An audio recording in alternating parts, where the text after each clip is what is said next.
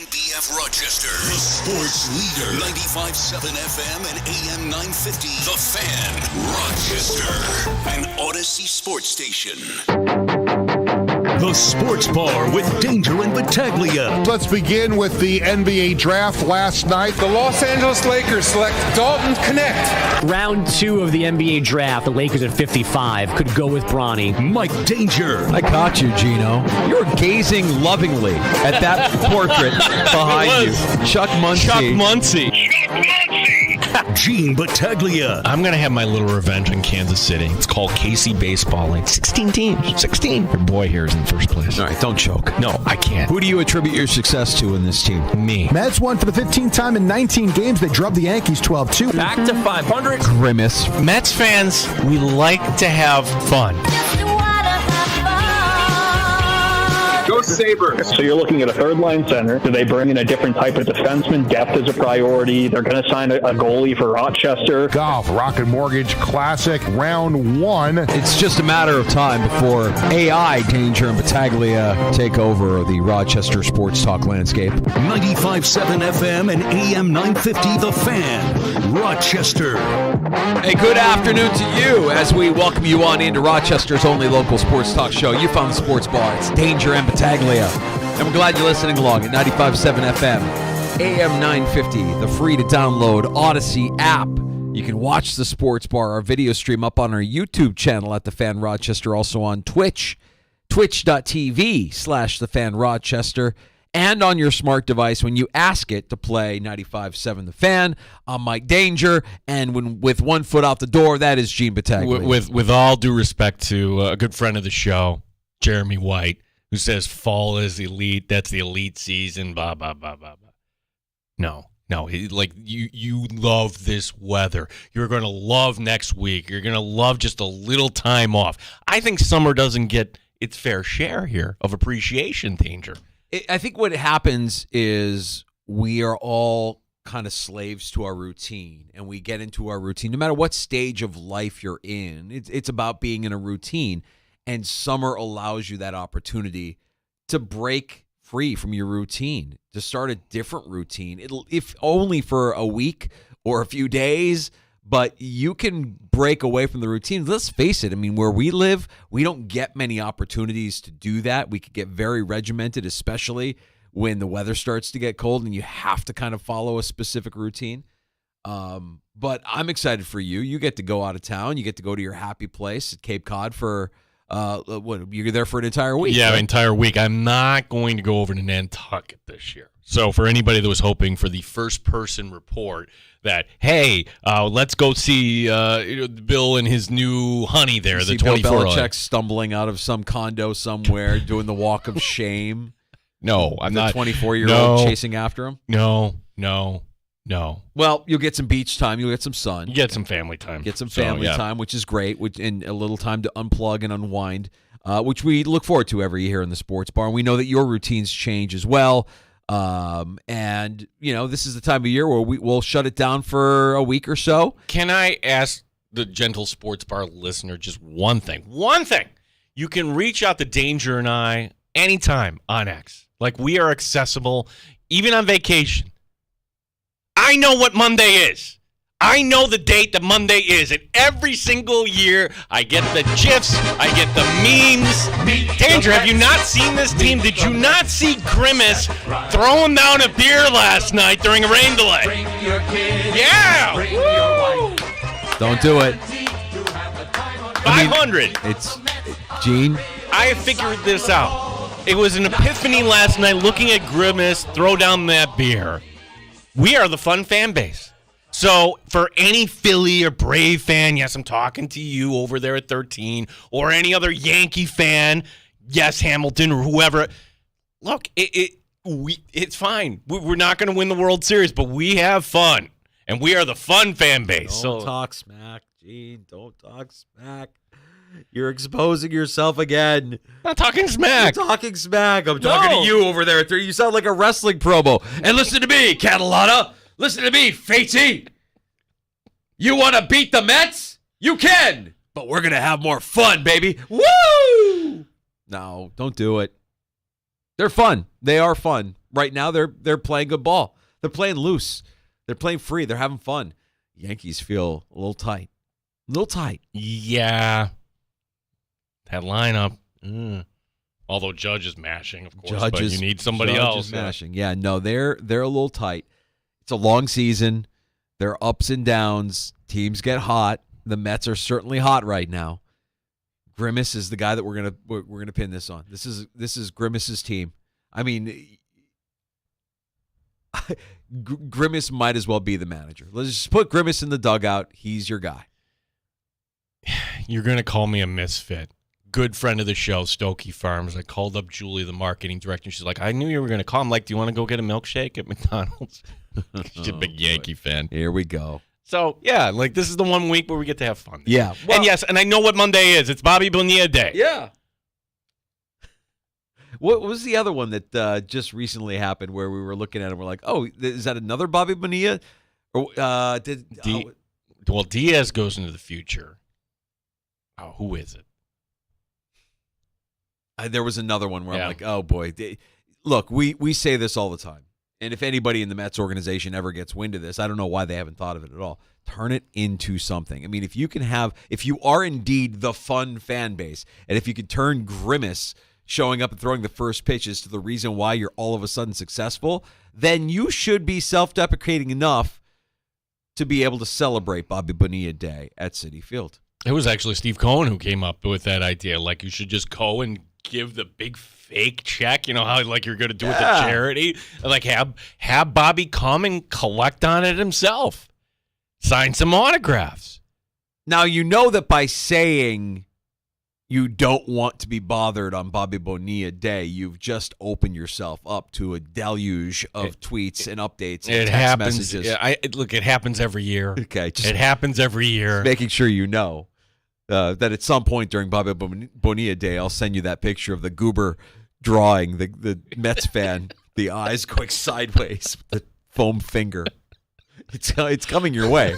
Foam might be off Monday, okay? Monday, July 1st. That's part of the story, too. It's like they had to put it somewhere in the contract that it's due on July 1st. So when you give a marker like that, hey, just in case you forgot about one of the worst deferred contracts of all time, here we are again.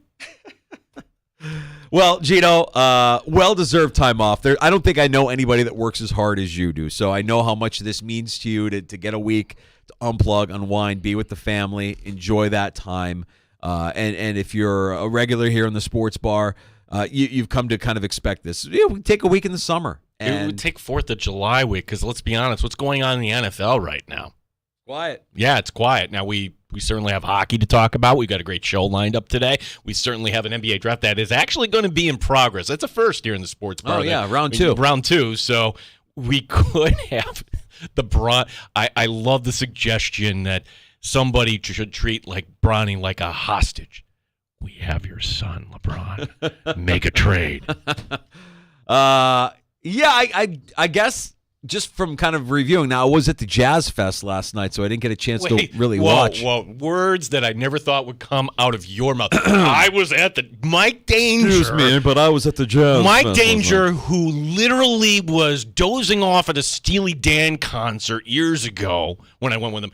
You were at the Jazz Fest last night. Now, I should first say the reason why the Steely Dan show was incredible. They're amazing.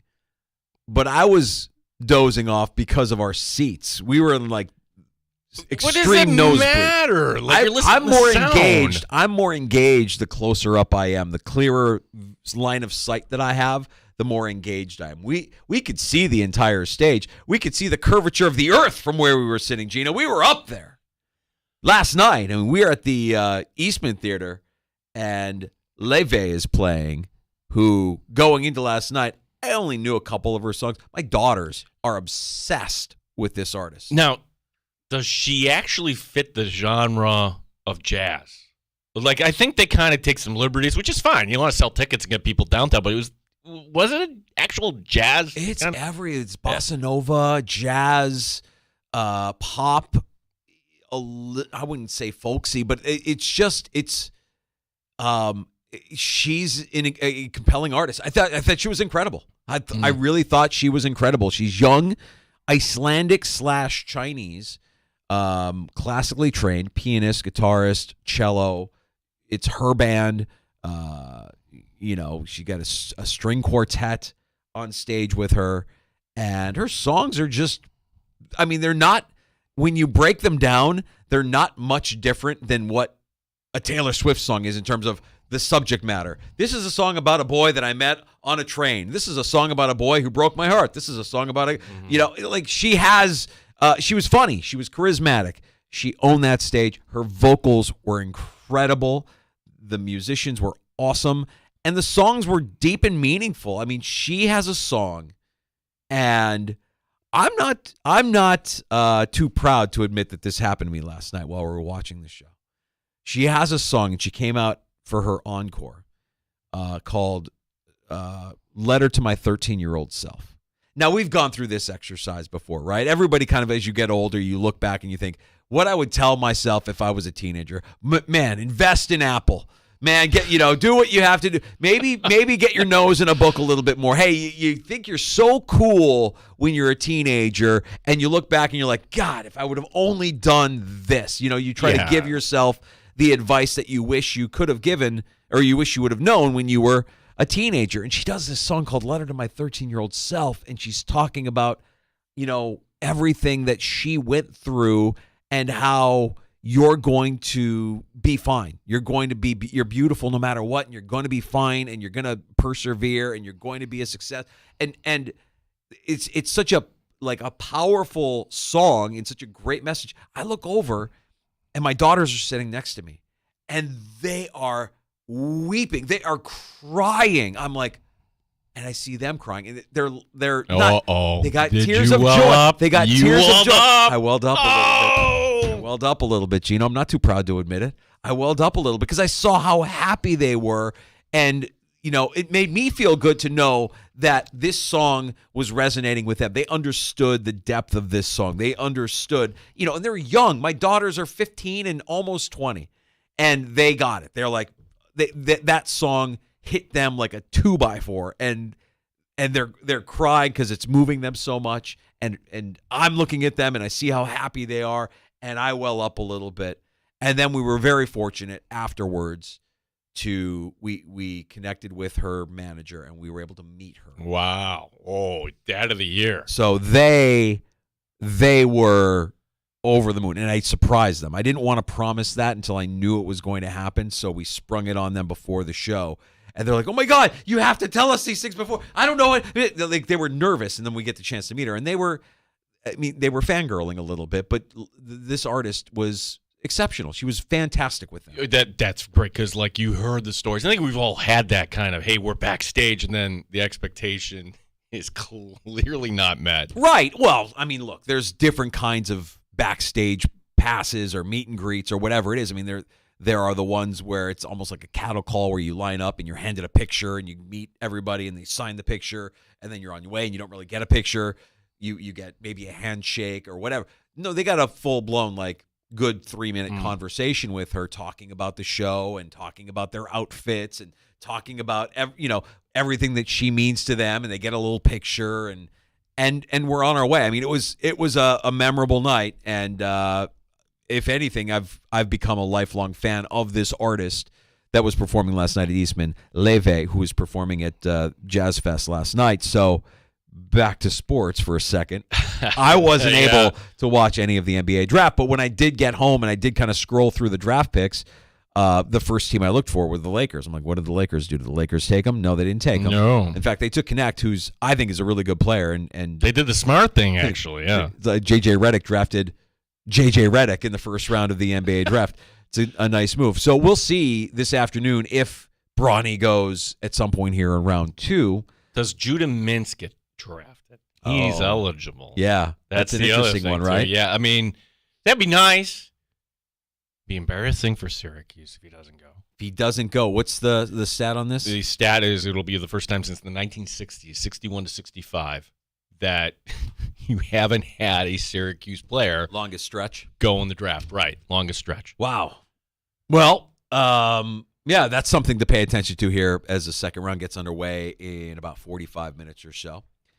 We've also got the NHL draft getting underway in Las Vegas tomorrow. Now, we go to Vegas to talk to our buddy Dennis Bernstein in the fourth period here in about 10, 15 minutes or so. Yeah, so we'll talk to Dennis. My gosh, it's been such a week. Like Monday, we had a Game 7. No. And you go from the Game 7 to, hey, are they actually going to move Draisaitl? Wait, the GM, I guess it's not a surprise, but from the outside, wait, the GM is leaving Edmonton here? Lots to talk about with Dennis Bernstein as we have a draft tomorrow night. We have free agency beginning Monday. We love Dennis. He is a world-class traveler these days, going from L.A. to Edmonton to Florida, back to well, he's in Vegas. He'll be at the Sphere tomorrow night. Dennis Bernstein, the fourth period, gracious with his time coming up here shortly. And it's been a second since we've talked NHL draft, NHL prospects. Our buddy Brayton Wilson stopping by at 4:25. So the Sabres made a trade this afternoon. They sent pick 11 to San Jose to go down 3 spots to 14, but they pick up a second rounder. Okay.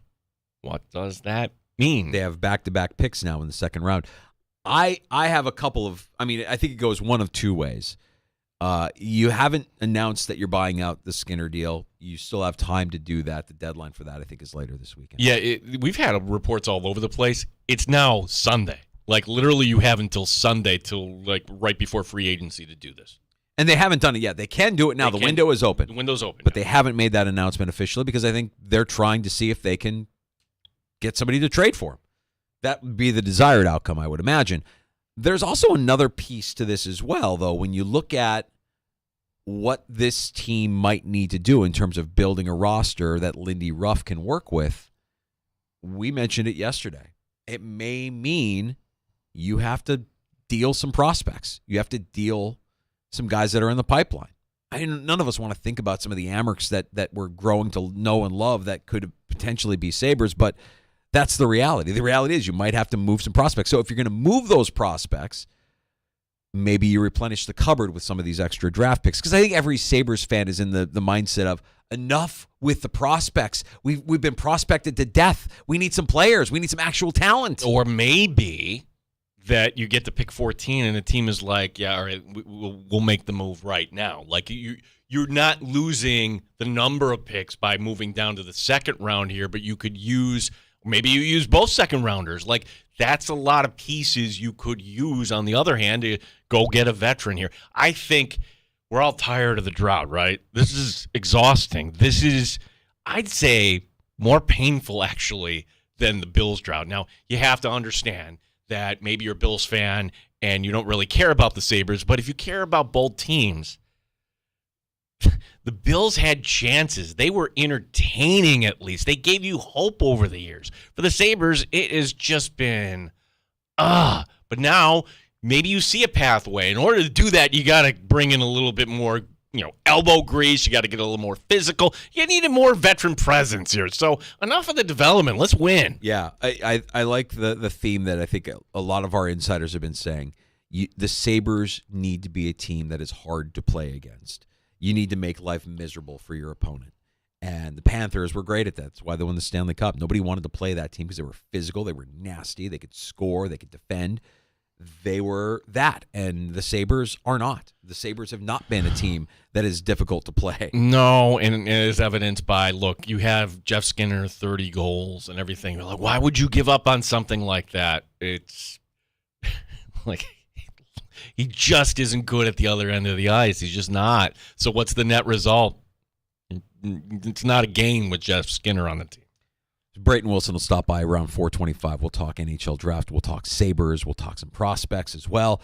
You can join us anytime this afternoon. Our number, 585-866-4FAN, 866-4326. We're also on Elon's Twitter. That's X, at The Fan Rochester. You can engage with us at any point this afternoon, like our regular Greg, who just tweeted me, man, I'm welling up just listening to you tell that story. Damn these spicy nachos for making my eyes water. I tell you, man, it was a core memory. Like they were both so engaged and so into it, and it was so meaningful for them. This song was so meaningful for them, and I feel the same way. I think anybody that has a soul wishes they could go back and shake up their younger self and say, "Yeah, dummy, you got to do it this way." But also, no, you're going to be fine no matter what. All right, so like, can we apply that to us right now? Like, say we are the senior citizens and we're sitting in a home somewhere at 90. What would we say to Danger and Battaglia? Like, as we are going 1,000 miles a minute with family, job, everything else. Well, I would say at this stage of our life, Gene, We got it all figured out? Here's what I would say. I would say we work, and we know we work, but I also like want to start shifting my thought process to, yeah, this is work, but it's also life. Like, we're living more than we're working at this stage of our life. You know what I mean? You're going to live this upcoming week. You're not going to work. You're going to actually like live. You're going to enjoy. And like we get to a point where our work is not really work. Like what we do is not really work because we are established and we know what we're doing, and we're in this to help or to provide or to do something for our community or for our loved ones. But it doesn't ever really feel like work. So we're not really working as much as we are living. That's what the 90-year-old me would probably tell the almost 50-year-old me. Like, time to start living, pal. Like, we've devoted a lot of time to work. And we're talking about our jobs. Our jobs, from the outside looking in, nobody looks at what we do as work. This is not supposed to be honestly work. Yeah, we should kind of put that out there. Like, I mean, it's like it is a privilege to do this. That's and right. Talk sports and everything else. The people who actually make life worth living for the rest of us, the people that are actually out there working. Yeah, I mean, like you're listening to us, like, who are these guys talking about? This is, it's our job, but it's not really work, right? Like, this is a privilege, and we're thankful and grateful that you're along for the ride with us here in the Sports Bar. Or we'll take a break. We'll check in with our buddy Dennis Bernstein. He's in Vegas, ready to take in the NHL draft at the Sphere starting tomorrow night with round one. We'll discuss the draft. We'll discuss the Sabres and the move made today by GM Kevin Adams to move back 3 spots and acquire an additional second-round pick in a trade with the San Jose Sharks. Dennis Bernstein next on The Fan Rochester. You're listening to the Sports.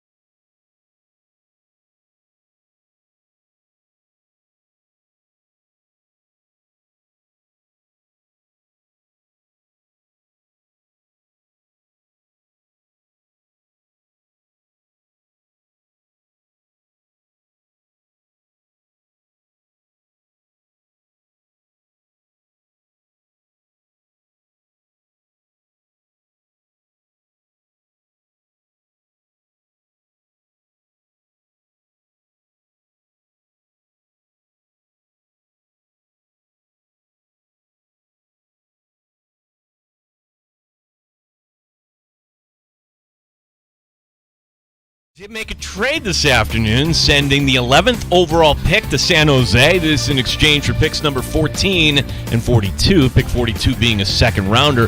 Marty Baron today saying there's now more collateral. How many will they utilize? 7. I think that 14 pick is definitely in play, and one of the second rounder is in play. And then, maybe they move back in the first round even more. But I think 7 picks. We'll get the thoughts of Dennis Bernstein from the fourth period. He joins us next. Dennis in Las Vegas. It's the second round of the NBA draft that begins at 4 o'clock today. Game 1 of the doubleheader for the Rochester Red Wings. Alex Call with a walk-off 2-run homer. The Wings win 4-3 over Indianapolis. Gene Battaglia in the sports leader, the Fan Rochester. Straight up with no chaser. You're in the Sports Bar with Danger and Battaglia on the Sports Leader, 95.7 FM and AM 950 The Fan, Rochester. Yeah, I don't know if he's road weary. We talk about guys who love doing what they do. We know that Dennis Bernstein from the fourth period loves covering the NHL more than anybody we talk to. And man, going from Edmonton to South Florida to Edmonton to South Florida to Vegas, where the NHL draft takes place tomorrow night. Dennis, how you holding up, buddy? It's worse than that. I went home to Los Angeles between cities, between two and three, and 4 and 5, and 6 and 7, because I am married. I like to stay married. I have a lovely house. So I have to come home for one day, do laundry, kiss my wife and the dogs, and then get on a plane the next day and go back. It was an epic Stanley Cup final. It really was. You think Connor McDavid had a long shift? I've had a longer shift. I am like, and now we get 3 days in Vegas, and we're here for the awards. We're actually going to do a pre-draft show for Sirius XM. Actually, in the Win, they have Sirius XM studios at the Win, so we're going to do that from noon to 2 Pacific tomorrow. So it's been a great run. It's been a great season, and now the season's wrapping up with the draft and the awards here in Vegas. Yeah, before we get to some of the trades, some what we can expect tomorrow night, what did you make of Game 7? Is it a second guess for Knobloch leaving McDavid out there over 16 minutes in that third period? No, look, if you don't leave him out there, then he'll get second guessed again. You want your best guys to go, and in the game, they had one goal, right? Yarmark scored the goal. Their bottom six wasn't doing anything like they did do in Game 5 and Game 6. A lot of the reasons that Connor didn't do it and Leon didn't do anything in Game 6, it was the depth guys. The number one star of the Game 6 was Warren Fogle. People forget that, but you have to put those guys out there. Plus, Connor wanted to go out. If Connor didn't want to be out there, he would have tapped out and said, look, I can't go out there. So I get it. I understand it. Guys, I've covered this sport for a long time. The last 10 minutes of that Game 7 in Florida, I was on the edge of my seat. Yeah. It was so thrilling. What an epic way to end the season. And you look at the ratings here in the States and in Canada, what a way to end it. But I can't second guess Chris Knobloch, because you know what? They were down 0-3. And they were one goal or maybe 2 goals, if you count if they went to overtime, away from making history. I can't really critique Chris Knobloch and say he didn't do a good job. Maybe in the first 3 games, get behind the 8 ball, but the last 3 and in Game 7, you got to put your guys out there, the best guys, and really the best player in the world. Dennis, I love that you brought that up, because I watched Game 7 like we all did, and I was thoroughly entertained from the jump. It was a fantastic showing for the sport that we love so much, sport that I grew up playing, sport that you've covered your entire life. Like this felt like a perfect storm, which maybe is a reflection as to why the rating was what it was, or is it possible that hockey is gaining in popularity? I mean, when I say a perfect storm, I mean, you had Connor McDavid. You had a team that came down from 3-0. You had a Monday night where there really wasn't much else going on, so you could get a lot of eyeballs and attention on your sport. Or, because the sad thing for me is I was watching the game, I'm like, you know what, I love this, and I know that a lot of hockey fans love this, but 95% of Americans probably don't care that there's a Game 7 in the NHL tonight. Is hockey getting back to where we had it in the Gretzky days, when it was more of a mass appeal sport than even basketball was at that time, as hard as that is for a lot of people to fathom? Well, the fact it depends on your optics. Like, let's take a step back. Let's go back in the time machine. If I told both of you in October, Edmonton, Florida in the Stanley Cup final, you would tell me the ratings were 0. Yeah, that's what you would have said. Yes. There's no way. No way, even with Connor McDavid. Now, would have loved to have the Rangers beat the Panthers in the Eastern Conference Final, have the Rangers and Connor McDavid playing at Madison Square Garden? Stanley Cup final games? Of course, absolutely. But when you look at the ratings, and you look at those two teams who are not in major markets, one's a Canadian. People say Canada, it doesn't really matter. People don't care. People do care. And the fact that it's on ESPN, and I think even more so on TNT, because I like to treat them better on TNT than I do on ESPN. Like, I think the game is in a great spot. It's not only the ratings. There's a guy in Utah that just paid $2 billion for the Arizona Coyotes. Come on, guys. This sport is in a great spot. Kind of, the one misgiving I had was at the end of Game 7. Like, too many shots of Connor on the bench dejected. Let's celebrate what the Florida Panthers done. 30 years, they never won a cup. Paul Maurice coached the most games ever without winning a Stanley Cup. I think the storytelling was superb, and I'll even go back inside the final. Let's go back to Game 4 or Game 3. At the end of Game 3, what was everybody thinking? At least the people I was talking to in Edmonton. Okay, at best, gentlemen's sweep, right? Maybe they get Game 4, and then they go home, and the Panthers win. Instead, we get an epic 7-game series with a 2-1 game. And I will tell you this, the end of Game 6, right? I couldn't believe the reaction from the fans in Edmonton. They were amazing. They were, people talk about the mosh pit that's there in Edmonton. The line for the mosh pit was around 2 city blocks. There's no way any of these people were getting in the building or getting in the mosh pit. It was amazing. And in Edmonton, because it's so far north, guys, it doesn't get dark till 11:30 at night. They were honking horns and celebrating and screaming at 11:30 at night, and they hadn't won anything yet.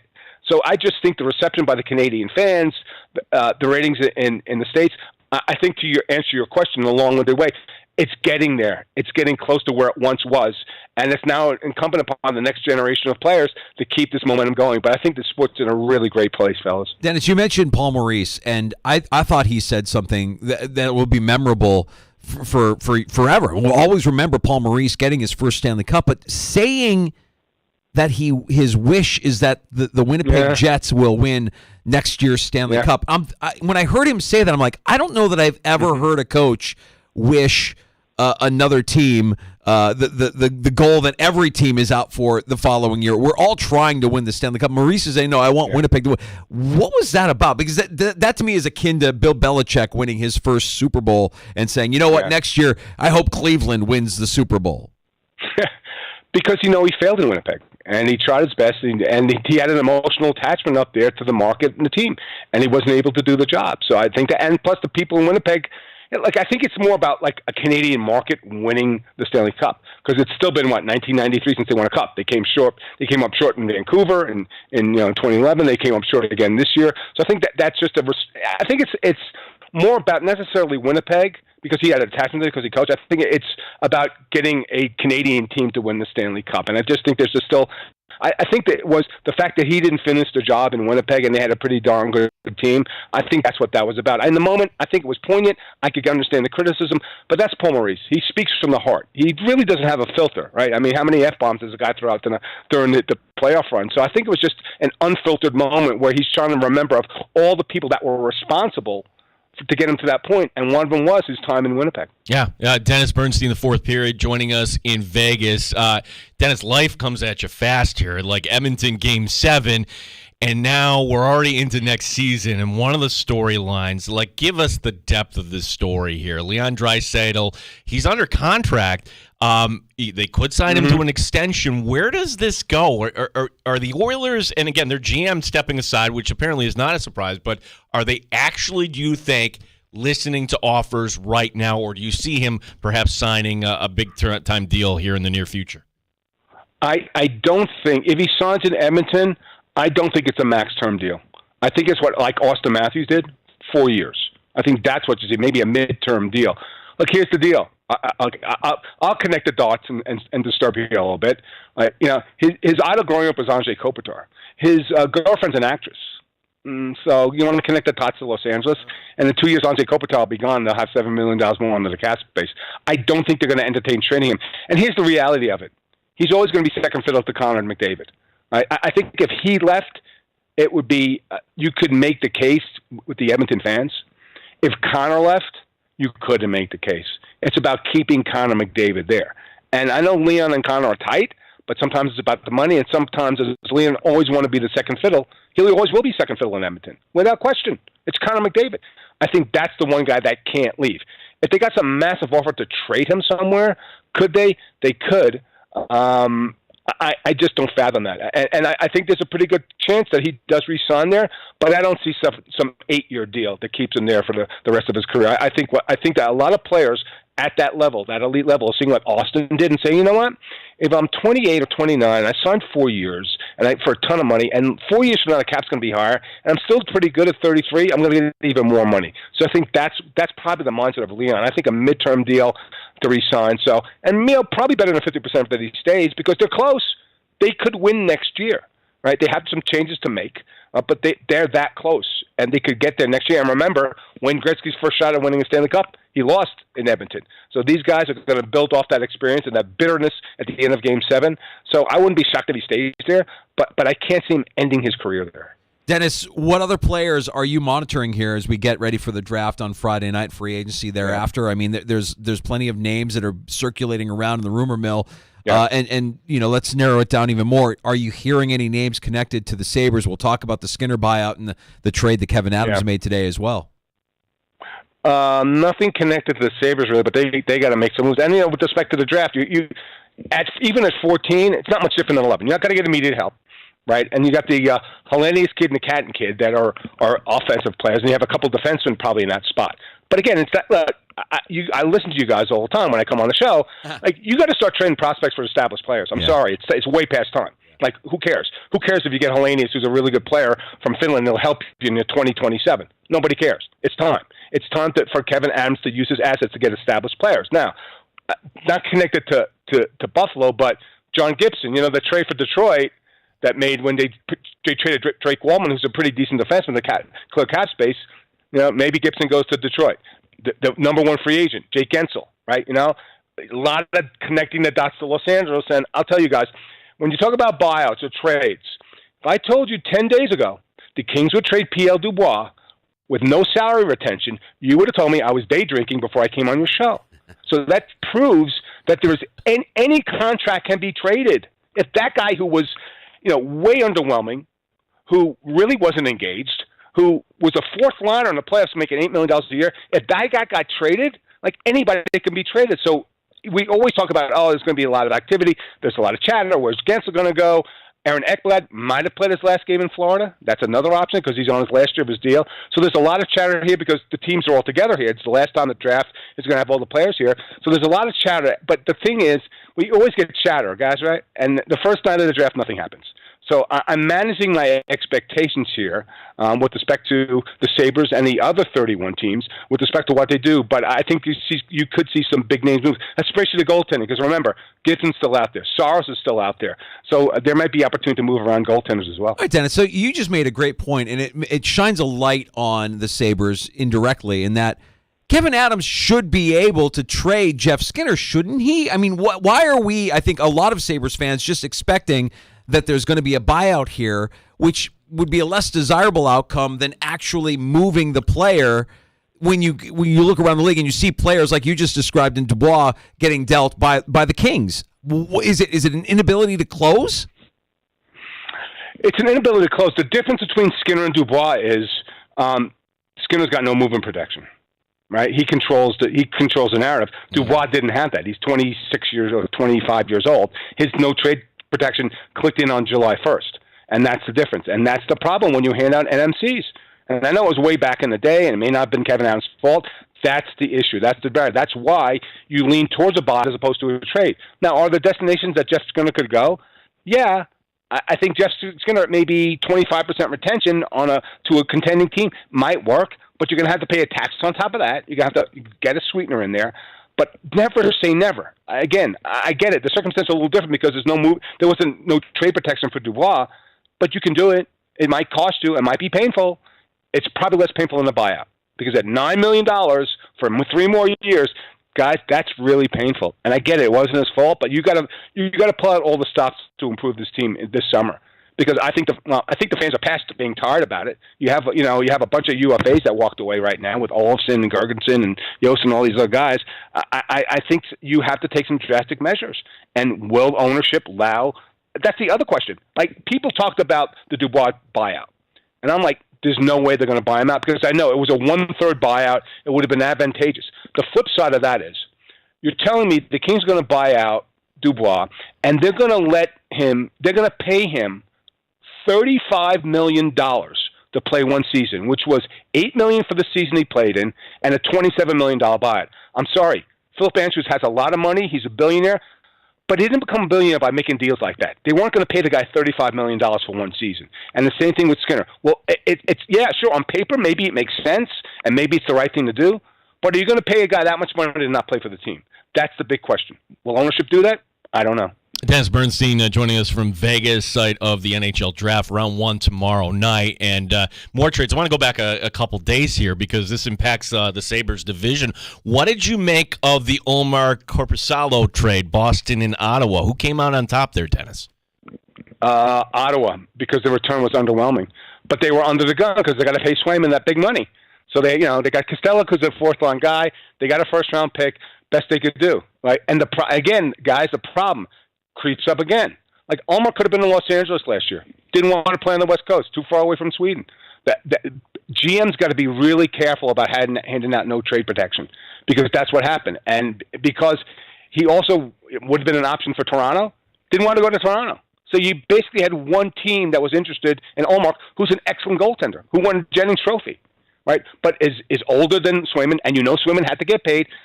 The Bruins were boxed in, but thankfully for them, they had very little draft capital, guys. So the one thing I commend them for doing is getting a first-round pick because last year they shot the gun. They just emptied the tank. They traded away all their picks. They had nothing here.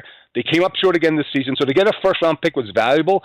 But again, for a guy like Omar, who's one of the top goaltenders in the league, even though he's in the tandem, that's an underwhelming return. But again, no trade protection. You're boxed in. Small market. You didn't have a lot of options. Best they could do, but they had to move on from him. Tell us a little bit about Macklin Celebrini and what we're going to see when this player actually does get on the ice. We know how young he is. We got to see him firsthand with RIT in the NCAA tournament this year. I feel like that's the name that everybody's going to take away from this year's draft. That last year you may have had Bedard, but you have Celebrini this year. A comparable player, but guys, he's playing on the worst team ever. Like the Kings just made a trade with the Sharks. They made a trade with Kyle Burrows. Kyle Burrows is a defenseman for the Sharks. He played 19 minutes a night last season for the Sharks. He was a -42. My message to Macklin Celebrini: get used to a lot of losing. And they have Will Smith. They drafted, I think, 4th overall last season. He's going to be a great player. But like Connor Bedard, he better get used to losing. It's going to be ingrained in him because I know, like Mike Greer, and there's only 32 of these jobs in the NHL, but that's a massive. I've watched that team last year. I went up there when the Kings played and watched that team play. It was an AHL team. And so Macklin Celebrini is not going to have a lot of support. Right? Maybe they'll do some work in free agency or make trades or whatever. It's going to be a very difficult time because that's a way worse team than the Chicago Blackhawks. It's an AHL team, so he's going to be a wonderful. But the other thing is he's going to play in San Jose. He's going to be playing at 10:30 at night. So how many fans are going to stay up to watch Macklin play on a really crappy team that's never going to win games? So it's going to be a very difficult season. So they better treat him with kid gloves up there in San Jose because they have to protect that asset. They have to get more players around him. It's a massive building job. But this kid is going to be one of the generational players. If he continues to trend in that way, he's going to be like a Bedard, and you're going to be enjoy seeing him. But man, they're going to have to surround him with a lot of talent before that team's any good. Kind of bummed. I do like the way the NHL has done the draft and having the decision makers on site and the players. So what does this look like moving forward here, Dennis? Well, here's the thing, though. It's a benefit for you guys because what's going to happen now is that the combine is going to be where all the GMs are going to gravitate to. The problem with the timing with the combine, it's during the Stanley Cup final. I cover the Stanley Cup final. I'm not going to, as much as I love Buffalo and you guys up there in Western New York, I'm not leaving the Stanley Cup final to do the combine. So I think that's the gravitating area right now because the youngsters will be up to the training.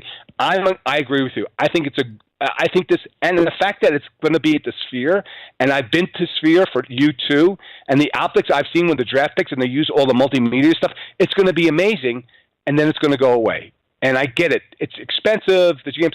The one thing I feel sorry for are the scouts.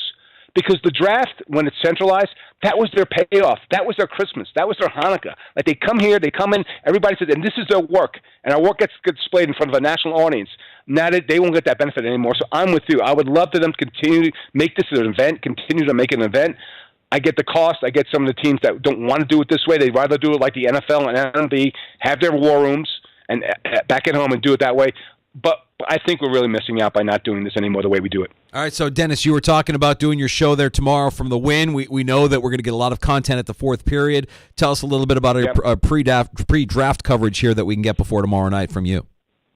Yeah, we're going to do the hot stove. Our show's usually on from 11 to 1 Eastern on Saturday, so we're going to do it from noon to, well, actually, it could be from 3 to 5 Eastern as a lead into our coverage of the NHL Radio Network coverage of the draft. They're going to be on the floor. Steve Cooley and the crew are going to go from 7 to probably 10 o'clock at night. So we're going to do the pre-show. We'll do some video content around the draft, but we're looking forward to it because you know what? This is such a special event. Not for the teams and the GMs and stuff like that, but the kids in the stands with their families.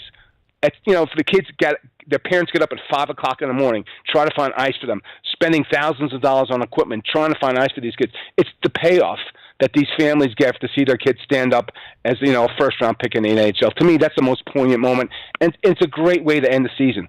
Despite all the drama of the Stanley Cup final and everything, it's really, really great to see. It's good. It's great to see, and I'm lucky enough where a rights holder will be on the floor. I get to talk to a couple of GMs, but it's going to be a lot of fun. So follow me at Dennis TFP, Dave Pagnotta, the fourth period, and Ryan Payton as well. So we're going to do our pre-show there and then be on the floor of the draft for days 1 and 2. Dennis, great coverage. Thank you so much for the insight, and thank you for actually the advice, because Danger and I and every other married guy, the fact that you were going back home in between those games, that's an example for us.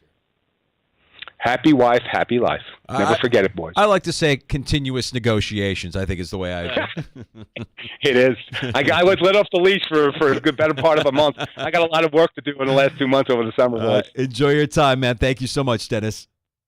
Always great being on Sports Ball, boys. Thanks. Dennis Bernstein, the fourth period, stopping by with his little pre-draft coverage there from Vegas.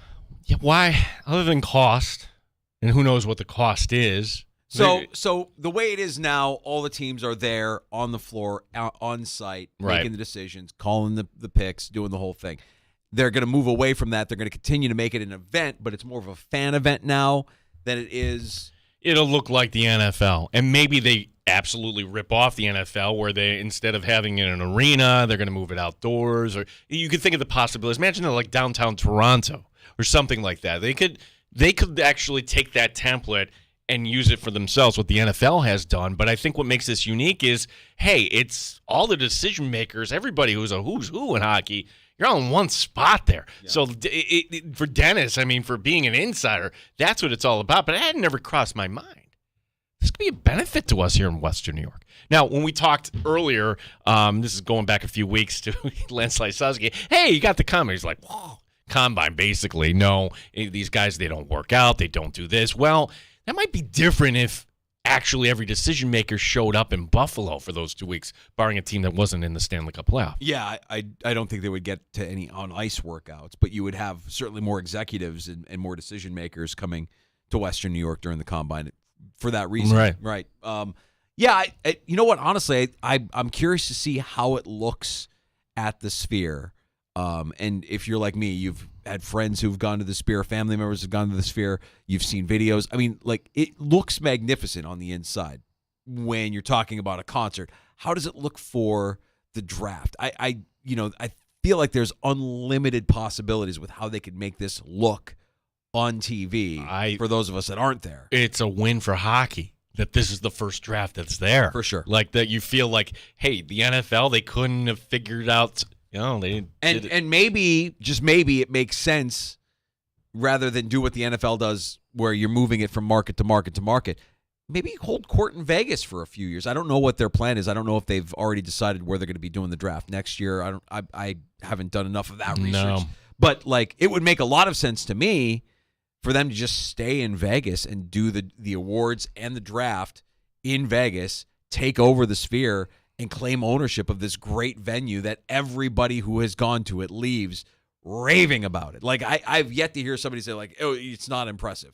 No, it's impressive, and they're a part of it, and they should continue to align themselves with that for as long as they can. We'll talk more NHL draft next hour when our buddy Brayton Wilson from WBEN, formerly GR, joining us here in the Sports Bar to talk some NHL draft, some some NHL prospects. We'll talk a little bit more about the Buffalo Sabres here. I'm going to share why I'm willing to give Kevin Adams a little bit of the benefit of the doubt here with this move he made today, trading back 3 spots to gain a second-round pick. I think that there is something to this, and if I can predict what I think will happen here, we should brace ourselves for some names that we're familiar with maybe going to different destinations. Speaking of that, if you're walking around town this week, we're like, wait a second, is that so-and-so?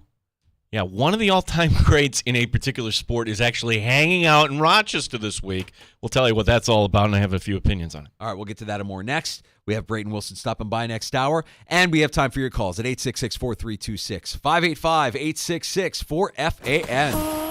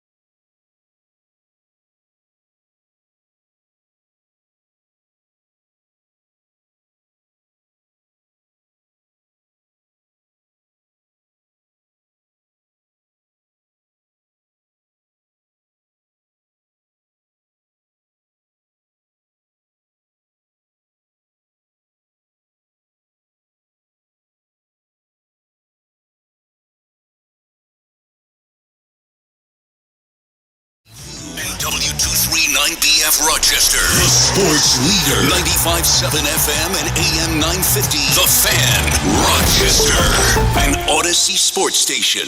The Fan Rochester Sports Update. Sabres did make a trade today, sending the 11th overall pick to San Jose, and this is in exchange for picks 14 and 42. Pick 42 being a second-rounder. GM Kevin Adams on the status of a Jeff Skinner buyout. I know there's a lot of noise out there right now, but, no final decisions have been made. We're continuing to have conversations internally, externally. I mean, obviously with Jeff's case in particular, he has a no-move clause, so ultimately any sort of conversation you may or may not have regarding a trade is going to be go back to him. We'll get the thoughts of Brayton Wilson, WBEN. He joins us later this hour here in the Sports Bar. Second round of the NBA draft coming up here in 11 minutes. Game 1, a doubleheader for the Rochester Red Wings. Alex Call called his shot. Walk-off homer, two-run homer. Wings win 4-3 over Indianapolis. Game 2 is just underway. Gene Battaglia, the sports leader, 95.7 FM and AM 950. The Fan, Rochester.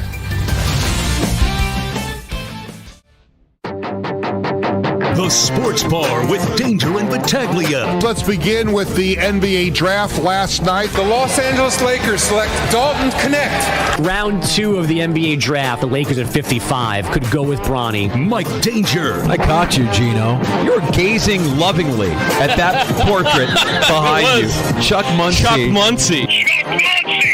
Gene Battaglia. I'm going to have my little revenge on Kansas City. It's called KC Baseballing. 16 teams. 16. Your boy here is in first place. All right, don't choke. No, I can't. Who do you attribute your success to in this team? Me. Mets won for the 15th time in 19 games. They drubbed the Yankees 12-2. Back to 500. Grimace. Mets fans, we like to have fun.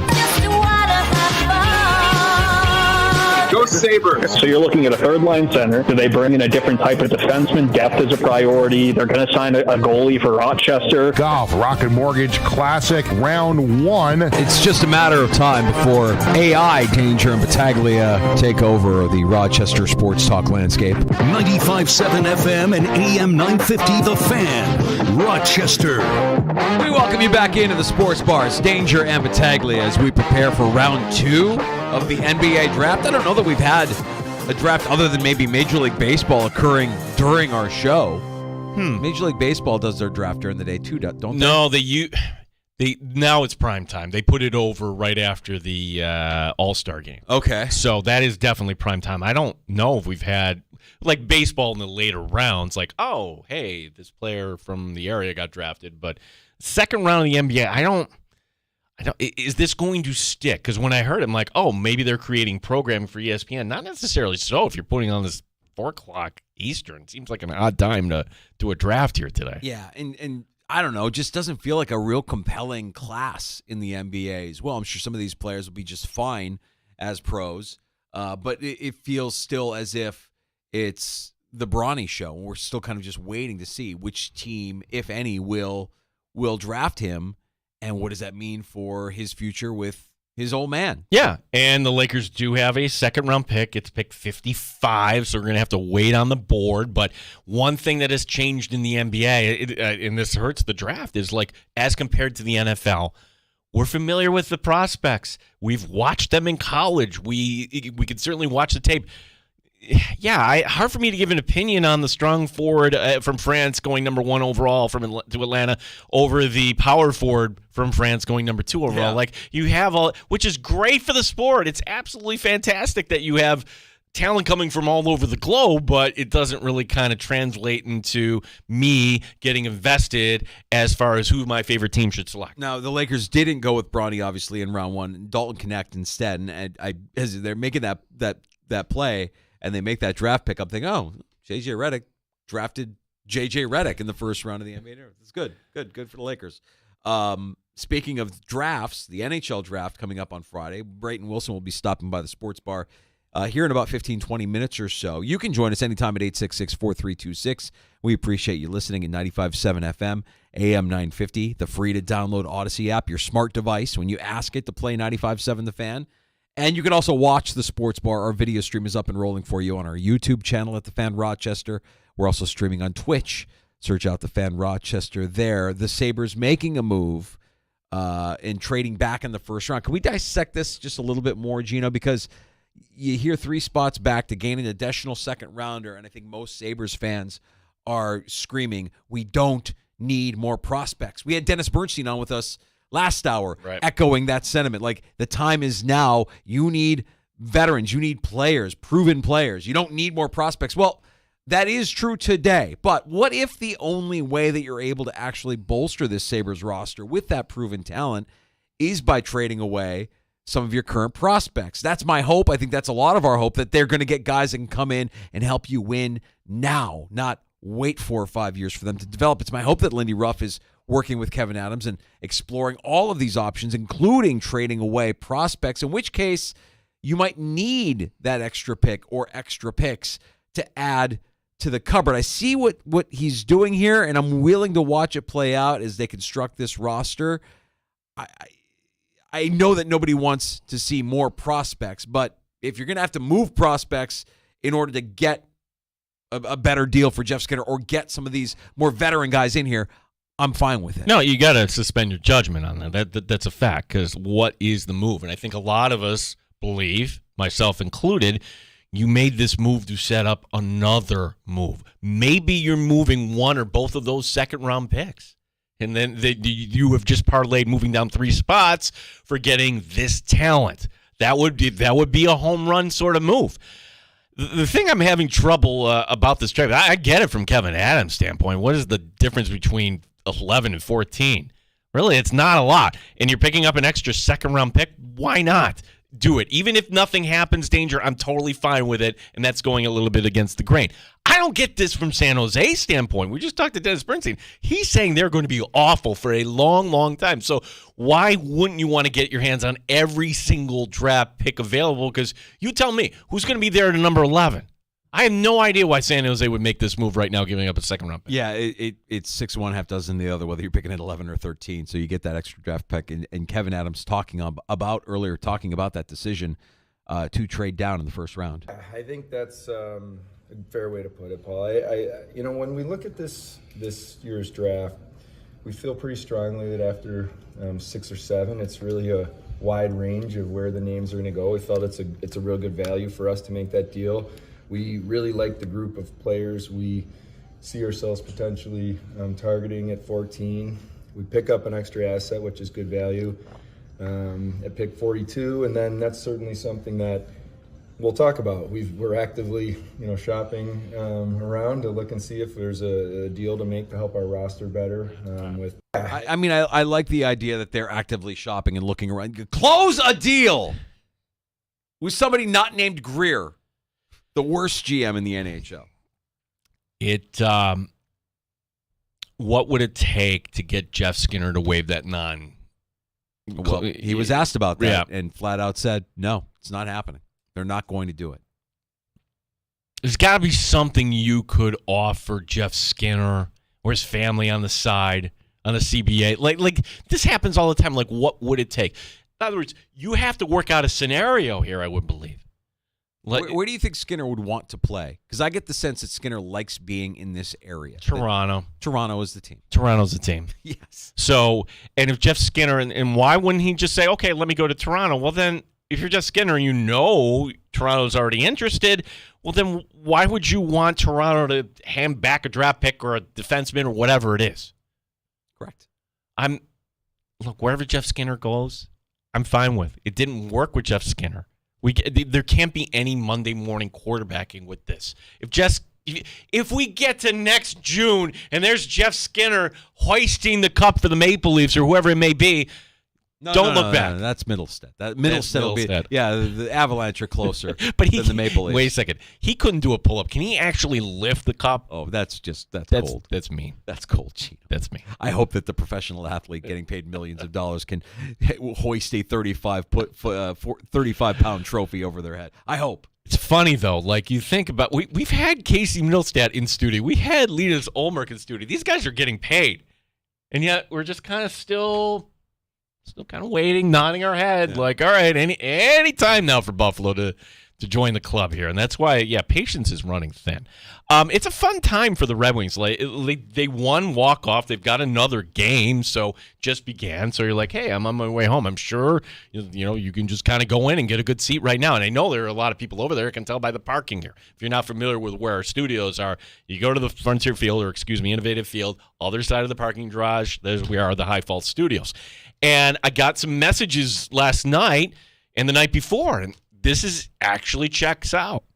One of the all-time greats has been taking in this series, Dusty Baker. And yes, that's not a stretch. He's the 7th all-time in managerial wins. At age 73, he was the oldest manager/coach to win a championship in the 4 major North American sports. Sorry, Belichick, wherever you go next year, I'll enjoy that box wine, but you're not going to win a championship. He's going to be a media guy. He's not going back. Yeah, well, look, Baker was also the first manager to reach the playoffs and win a divisional title with 5 different teams. What's he doing in Rochester? If you're not familiar, his son Darren plays for the Rochester Red Wings. So Dusty and his wife watching Darren play, and Frank writing in saying that Dusty approachable, polite with fans, gracious, he's a class act. Brent writing in, he was signing autographs. Such a nice guy. Danger. I can't get over the fact still that Darren was the kid swooped up by JT Snow at home plate in the World Series. Like, it's funny how forever in my mind, he's that kid. And now he's playing baseball over here in Innovative Field. What happens in 20 years? I want to know if Dusty Baker's working on a toothpick while he's watching his kid play. Yeah. Like that. That's the report I need to get. Okay, can I go back to Belichick for a second here? I'm feeling pretty good about my side of the bet. Just to take a little left turn here. Oh, because of what? The girl? And when I say girl, like she's 24. 24 years old. 24 years old. And if things are going as well as we think they might be going, if you're Bill Belichick at this stage of your life, wouldn't you rather spend it with your 25-year-old girlfriend than on a sideline surrounded by dudes giving up your life for 12 months out of the year? Like, who is in the Belichick circle that is saying, Bill, what are you doing here? Like, we talked about how this was while we were gone. Like, these coaches live such a narrow life. Is this actually Bill Belichick for the first time in his life not living that narrow life, and he gets to go and enjoy things? I'm going to give an example. Okay, you weren't at this, but we, for many years, the Compeer Sports Luncheon, we were sponsors of it, and we would go to the dinner. We had Bill Cowher on. I was at the Bill Cowher one. Were you at the dinner, though? Bill Cowher, we met his new wife, and she's a musician, and she was young. She's not 24, but I'm like, wow, if you're Bill Cowher, it hit me right there. Life is good. Life is really good. Why the hell would you want to go back on a sideline? That's right. But this isn't like some world-class musician that Bill Cowher was dating or married to. Hot 24-year-old hairdresser. Wait a second. It's great. There's something else weird about this, too, and you might have missed this when you were down in Virginia. The fact that I still can't get over this.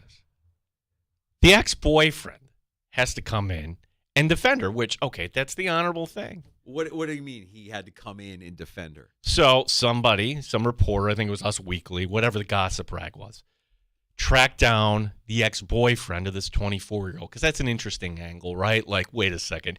Your ex-girlfriend is dating Bill Belichick. What do you think? And this guy was like, no, people need to lay off her. She's, this is not fair. She is wise beyond her years. Okay, that's the honorable thing. And then you look at the background for this guy. Wait a second. He's 64. The ex-boyfriend is 64. This gets even better. Maybe he's the CEO of a retirement community on Cape Cod, where I happen to be headed this weekend. She has a type. At some point, Bill. At some point, you end up at the retirement center with her ex-boyfriend as the CEO of the retirement center he ends up in someday. Or maybe yes, it's easy to kind of question this relationship. Here's the thing, man. Okay, so we could say she has a type. She likes the older guys. If you're a woman in your 20s right now, what's more desirable to you? Old guy who's established with career and money and is exceptional at what they do, or guy that's your age living in mom's basement playing Fortnite and trying to make money trading crypto. Okay, like we're not talking old guy. We're talking old guy. 73? Yeah. I can't judge. I don't want to judge. I know it feels like it's a little weird. It's definitely out of the norm.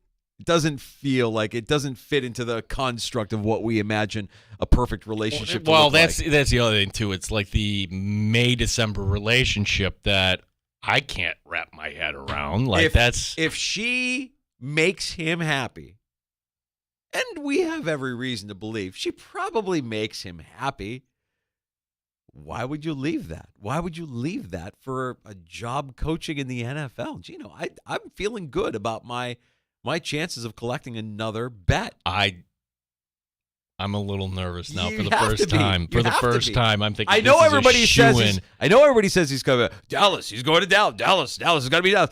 So let me ask you this: do you think he wants to look at Jerry Jones every day, or his 24-year-old hairdresser girlfriend every day? All right. So what happens beyond the summer, though?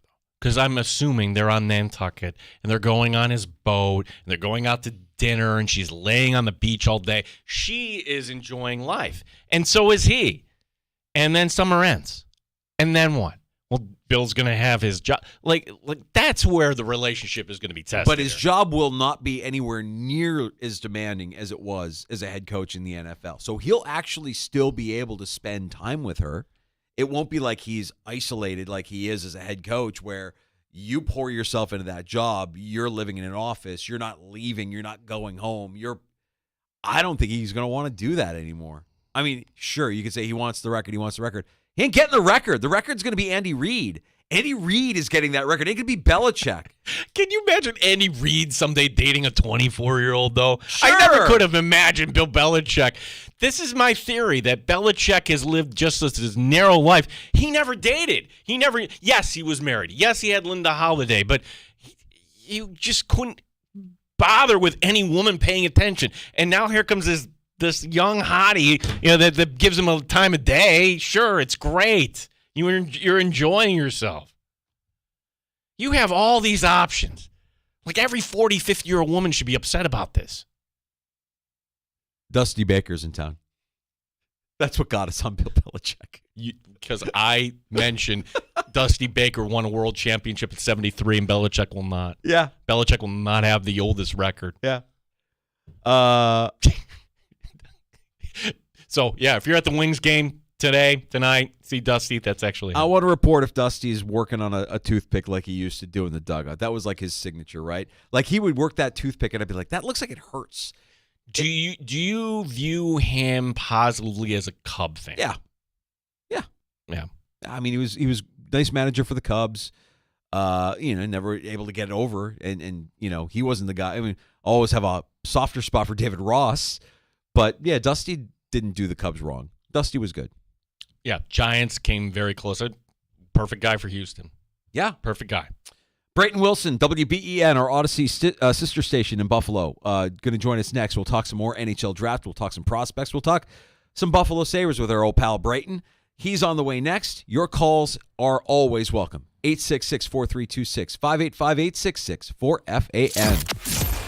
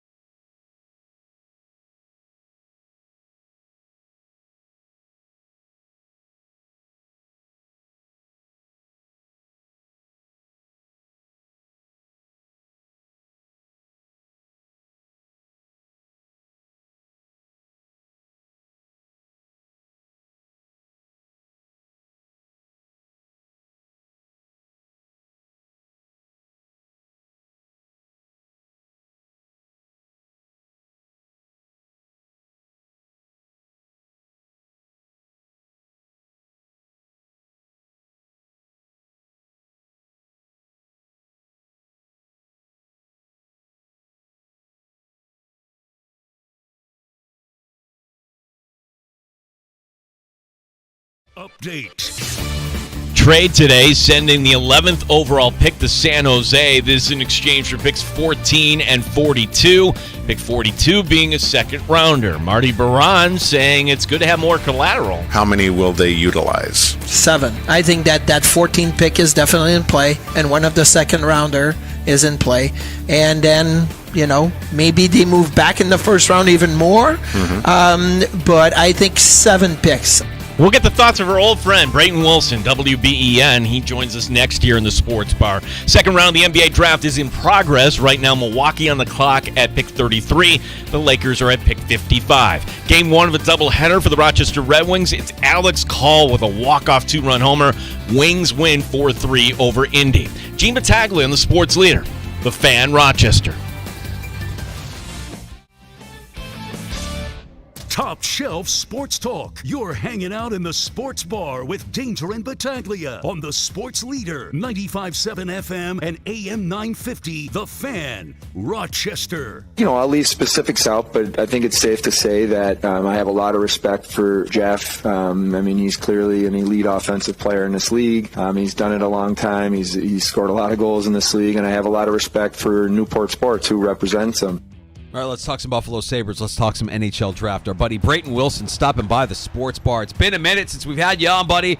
Good to have you on with us here to talk some Sabres hockey. And we hear Kevyn Adams talking about Jeff Skinner. We all kind of assume that a buyout is imminent, but you have the move today to trade back. Do you think that there is still a chance that Jeff Skinner somehow gets dealt here before that deadline for buyouts here at the end of the weekend? Well, first off, guys, it's great to chat with you as I'm sitting here getting ready to play in the 11-day power play at Harbor Center in downtown Buffalo. But to answer your question, Danger, it is so hard to tell whether or not they're actually going to be able to trade Jeff Skinner, simply just because listening to Kevyn Adams' comments from this afternoon while in Vegas with the media that was assembled around him, I don't remember who it was that asked him just straight out, is there a chance, or would he waive his no-trade clause? Yeah, no. And Kevyn Adams flatly just said no. So I think it's a simple situation for Jeff Skinner at this point. It's either he gets bought out before the June 30th window closes to be able to get bought out, or he stays with the Buffalo Sabres. Now, mind you, never say never, but at the same point, it seems pretty clear at this point, at least in my opinion, that those are the only two options for Jeff Skinner, given the answers that Kevyn Adams had. But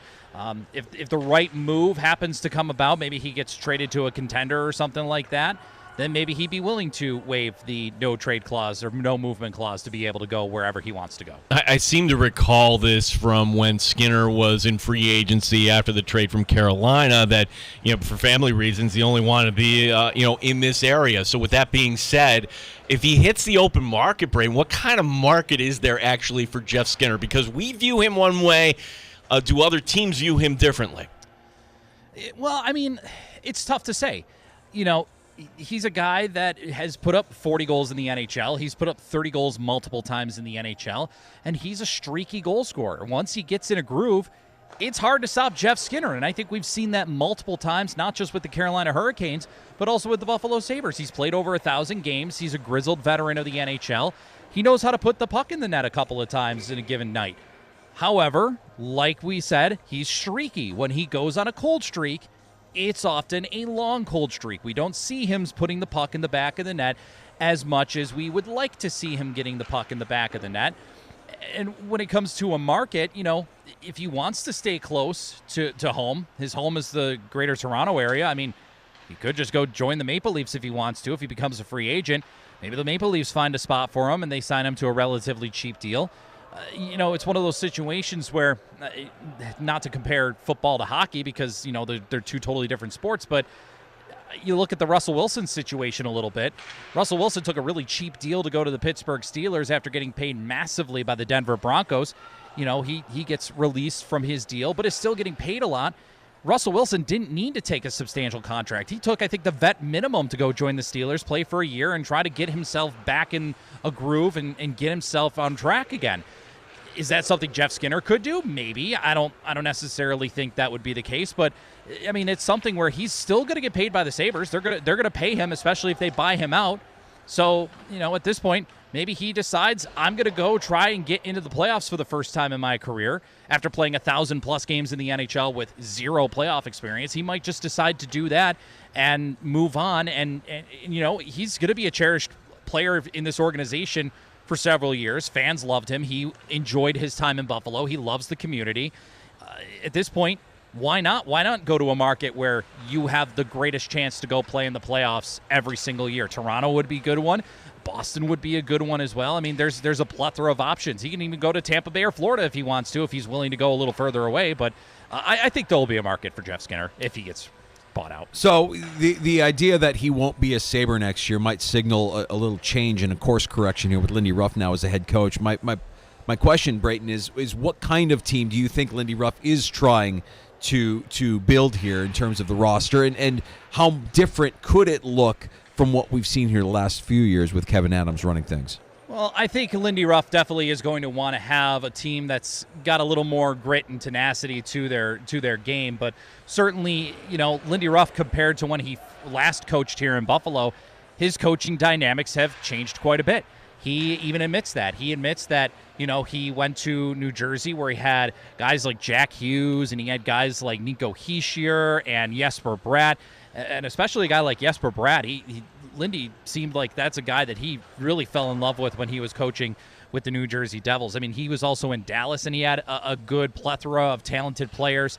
And then when he was in New York, he admitted that he really kind of took that assistant role to heart and just kind of learned to get knowing the players a little bit better than what he would normally do as a head coach. And I think that hearing him talk and hearing his press conferences and knowing where he wants to take this team, I think he's got a better idea of how to handle the more skilled guys than maybe when he was last year in Buffalo. I think he's got a better idea in terms of how to divvy up responsibilities when it comes to guys that have exceptional talent. I mean, one of the guys that I think off right on top of my head is Tage Thompson. What is his future, with this team now under Lindy Ruff compared to when it was, say, Don Granato or, even Ralph Kruger. I hate to bring up that name, but certainly I think that we're going to see a little bit more of accountability. And again, that was the phrase at the end of the season. These players wanted to be held accountable, and I think Lindy Ruff is going to do just that, hold these players accountable for the at least 2 years that he's under contract here with the Sabres. He's at the Harbor Center, downtown Buffalo, the 11-day power play. Friend of the show, former show host here for Amerks Hockey, Brayton Wilson joining us. And speaking of the Amerks, Brayton, because of all these potential moves the Sabres could make, and certainly they pick up another draft pick here by moving down, but let's start here in Rochester, because you've had Yuri Kulik as the leading goal scorer the last 2 years. You have talented guys here on this roster. Are they desirable to another team? What should we be bracing here in Rochester that one of these players might actually get moved this weekend? I think all options are on the table for what's going to happen with some of the players in the prospect pipeline for the Sabres. And it's not even just with Isak Rosen or Yuri Kulik. Noah Ostlund, when he got to North America, showed quite a bit of promise, but I don't think there's any guarantee that he's off the table in terms of maybe being available if there's a trade that's to be had that can make the Sabres better right now. And looking ahead, thinking about which of those guys in Rochester may be ready to make the jump to the NHL level right off the bat, it's so tough to tell because Rosen had a great start to the season, as did Kulik.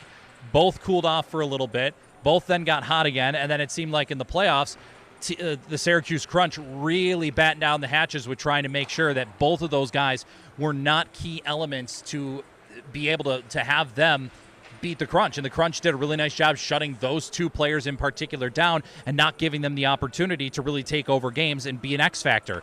So it's going to come down to training camp. It's going to come down to who in training camp is going to step up, who might be somebody that is going to really step up to the plate and hit, don't have to hit home runs, but just be sure to hit, doubles and, the occasional key hits that you need to make in order to really make a difference. But then again, we're talking months from now.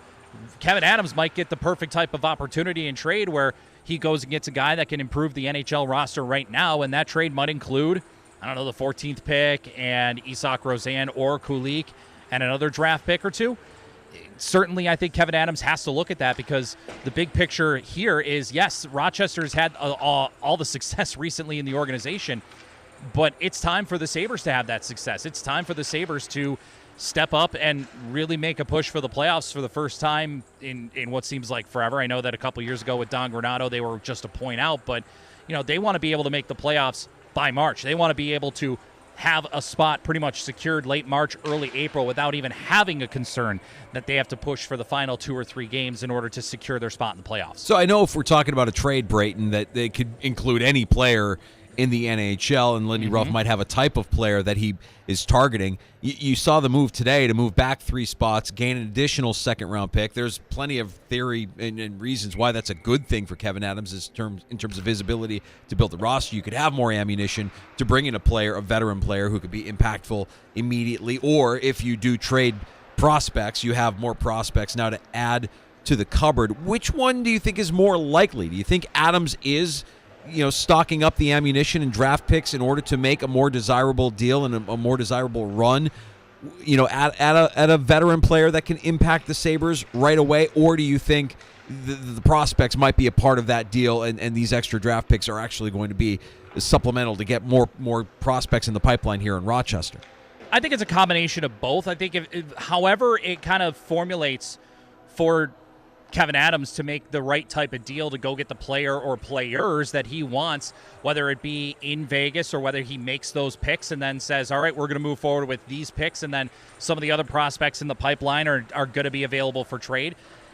I think that could be seen both ways. It seems like Kevin Adams has the goal in mind to put together a team that can compete now for the playoffs and be able to at the very least get into a wild card spot next year, because it's been long enough. But when it comes to these picks, even if Kevin Adams stays put at 14, let's just say he makes the trade down, he gets that extra second round pick, and then nothing comes to fruition. He decides, all right, I'm going to make these picks. We'll see where it goes from here in the offseason. Maybe something opens up later on. The Sabres did not move out of a position where they're not going to get one of the better players in this first round. We've heard Jerry Fortin say it. We've heard, I think, Kevin Adams say it as well. Essentially, the better players in this first round are between picks 1 and 16. Everything in between there is a player that is really good, really talented, where those type of players could be in the NHL within the next 2-3 years, whereas everybody else, below them might be a little bit of a longer project. So, and in my opinion, watching these prospects and taking notes and seeing the way they play, I agree with Jerry Fortin and the Sabres, where, the prospects in this year's draft class are pretty darn good. And there's different levels of tiers or whatever, and I could get into that a little bit if you want, but certainly, if you're in that 1 to 16 range, the Sabres will be just fine in terms of finding a player that's really good for them with the 14th pick, if they do stay there. Yeah, and before we get into some of those names and what would be a hit there for the Sabres, explain, like San Jose, are they drunk? Like, what is to be gained by making this move? They are so bad, Brayton. You would think that a second-round pick actually might get time on the ice and actually might help your team. What is the incentive there? What was the motivation? I can't get this straight from their standpoint. Well, last year they drafted Will Smith with their, I believe he was 4th overall, and Will Smith was the leading scorer in all of college hockey this past year. And then the second leading scorer in all of college hockey this past year was Macklin Celebrini, who is going to go number 1 overall to San Jose and likely be a franchise centerman for the long term there. They're going to have a wicked 1-2 punch with Will Smith and Macklin Celebrini down the middle for several years to come, and probably right away at the NHL level with Celebrini. I would guess that he's probably going to come out and play in the NHL right off the bat. Will Smith signed his entry-level contract. They've also got a few other notable prospects, including William Eklund, who is a former 7th overall pick, I believe, in 21 or 22, who's really started to come into his own at the NHL level, especially this past year. That number 11 pick, they're going to get another really good player, whether that be the best defenseman available at that spot or the best forward available at that spot. They're going to get a good plethora of talent with those 2 picks at 1 and 11, and they're sitting pretty right there, and they're thinking, okay, yes, we gave up that second round pick to move up 3 spots, and also gave Buffalo the 14th pick. But at the same point, I think they have trust in what they're seeing. And yes, they have a really young group of players, and they're a type of team that will need to continue that development curve and not try to rush anything like the Sabres did in the past. But, they figured they're going to get 2 really good players in the first round this year. They may value one particular prospect maybe over someone else. So, it is interesting, their strategy for all of this, but San Jose in the next few years, if their development curves with all of their top prospects continue to go in a really good direction like it has with some of them, they're going to be a very dangerous team going forward. Great, and give us some picks here. I know Jerome McGinley's kid could be in play. That's just kind of name recognition, but for everybody, for our listeners, we're not half as in tune as you are. So what would be some possibilities now that the Sabres are at 14? Well, I mean, I have a mock draft at WGR550.com that I released today, and I've since altered because of the Sabres draft. So originally, I had defenseman Carter Yakimchuk being gone to the Sabres at number 11, or a goal-scoring defenseman, a really good offensive instincts, maybe needs a couple more years to really kind of groom his game overall, but there's no denying the fact that he's got the offensive upside and can put the puck in the back of the net. He's probably going to go now before the Sabres get up there at 14. So who are some of the names that could be available at that point at 14? In my mock, I've got Beckett Seneca as the guy that the Sabres are probably, in line to be available there at 14. Some prospect or some draft pundits believe that he's a guy that could potentially go much sooner than that. He's a guy, though, in the OHL where he originally entered the OHL was much smaller than where he is right now. I mean, right now he's 6'3" and 181 pounds, but he's the type of player that has really grown and really started to form into that frame that he's had after a little bit of a growth spurt. And this year he showed off the quick hands, the really good puck control, the good skating ability for a guy of his size. Yeah, he could get a little stronger and maybe fill out into his frame a little bit more, but he protects the puck really well. He's super confident with the puck on his stick. He's not afraid to take chances. That's a guy that could be available and could really form into a nice middle type of winger for the Sabres going forward. Another player that I really like, and he's not a guy that is a flashy player at all, but Michael Brandt Nygaard is the 15th pick that I have going to the Red Wings, but he's another player that I could see being available for the Sabres with that pick at 14. He's just a really simple type player. He goes hard to the net. He's got a lot of traits that a lot of people believe that almost make him NHL ready within maybe the next year or two. But he's going to play in the Swedish Hockey League next year. He's going to play professionally there at the top tier level after playing in the second tier level for his draft year. But he's certainly a guy that is really interesting. And then there's a couple other guys where Jerry Fortin even said, maybe some of these guys that we have in the top 10 might fall to us at 11 or 14 or whatever. And the one guy that I really like that maybe has that chance is finish forward Konsta Helenius. He's a guy that is just incredibly smart down the middle. He's not super skilled offensively, but he shows a lot of potential. He shows that he understands the professional game. I mean, he was playing professional hockey at 16 and was a regular in the Finnish Hockey League at the age of 17 last season. So he's a guy that just has that charisma, has that character trait to him that maybe in another year or two, he's the type of guy that can make the jump to the NHL right off the bat. Plenty of names that are going to be available for the Sabres with that 14th pick. A lot of interesting names I'm really looking forward to now, especially since they did move back, where the board falls really from there. So, Brayton, what we hear the hockey being played in the background at the 11-day power play there in Buffalo, and we have you. I just want to talk a little bit about Game 7. I mean, Game 7s of sports are special, but Monday night delivered. And you see the huge rating that comes in for the NHL, and it'd be easy to say that the NHL is back, but we know that there's still a lot of work that needs to be done to make this game more broad in its appeal to the masses throughout our country.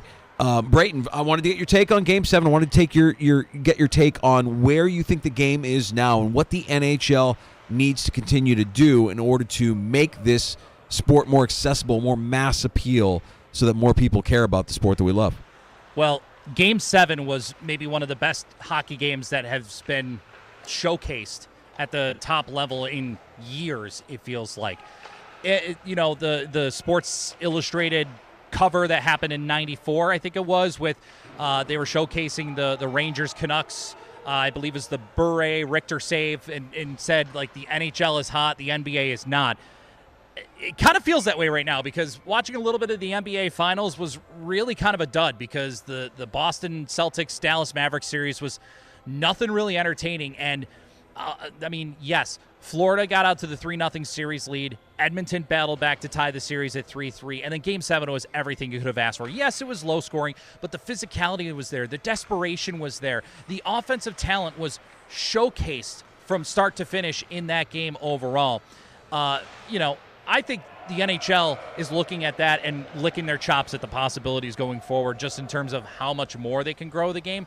However, there are the instances with the NHL where, they're not being super progressive in terms of certain rules or just old school beliefs that they have. The often referred to phrase with that is the old boys club, guys that prefer the physical nature of play, and that, we don't care about player safety. We're just, caring about the game.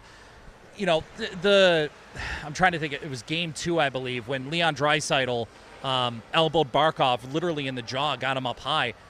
I thought that should have been a suspension right then and there, but the NHL obviously, just kind of looked away, swept it under the rug, and said, no, it's just the competitive nature of it, But you hit a guy in the head. Like, that should be an automatic review by the Department of Player Safety at the very least. If not a suspension, then fine Leon Draisaitl for that. So there are certain things that they got to do to grow the game. But, certainly to get the fan base riled up again, to get more people to try to be attracted to the game of hockey, that Game 7 was everything the NHL could have wanted for the Stanley Cup Final, their finale for the 23-24 season. Yeah, you want to read up here on Brayton Wilson and the work he's done here, because let's be honest, we really don't know these prospects in terms of a mock draft. But Brayton, if you go to the WGR website, and we have it on our website too. You find the link, Wilson 2024 NHL mock draft. As Brayton, look, you're one of us. You will always be, an honorary Rochesterian for your time that you spent covering the Amherst. I really appreciate that. Thank you.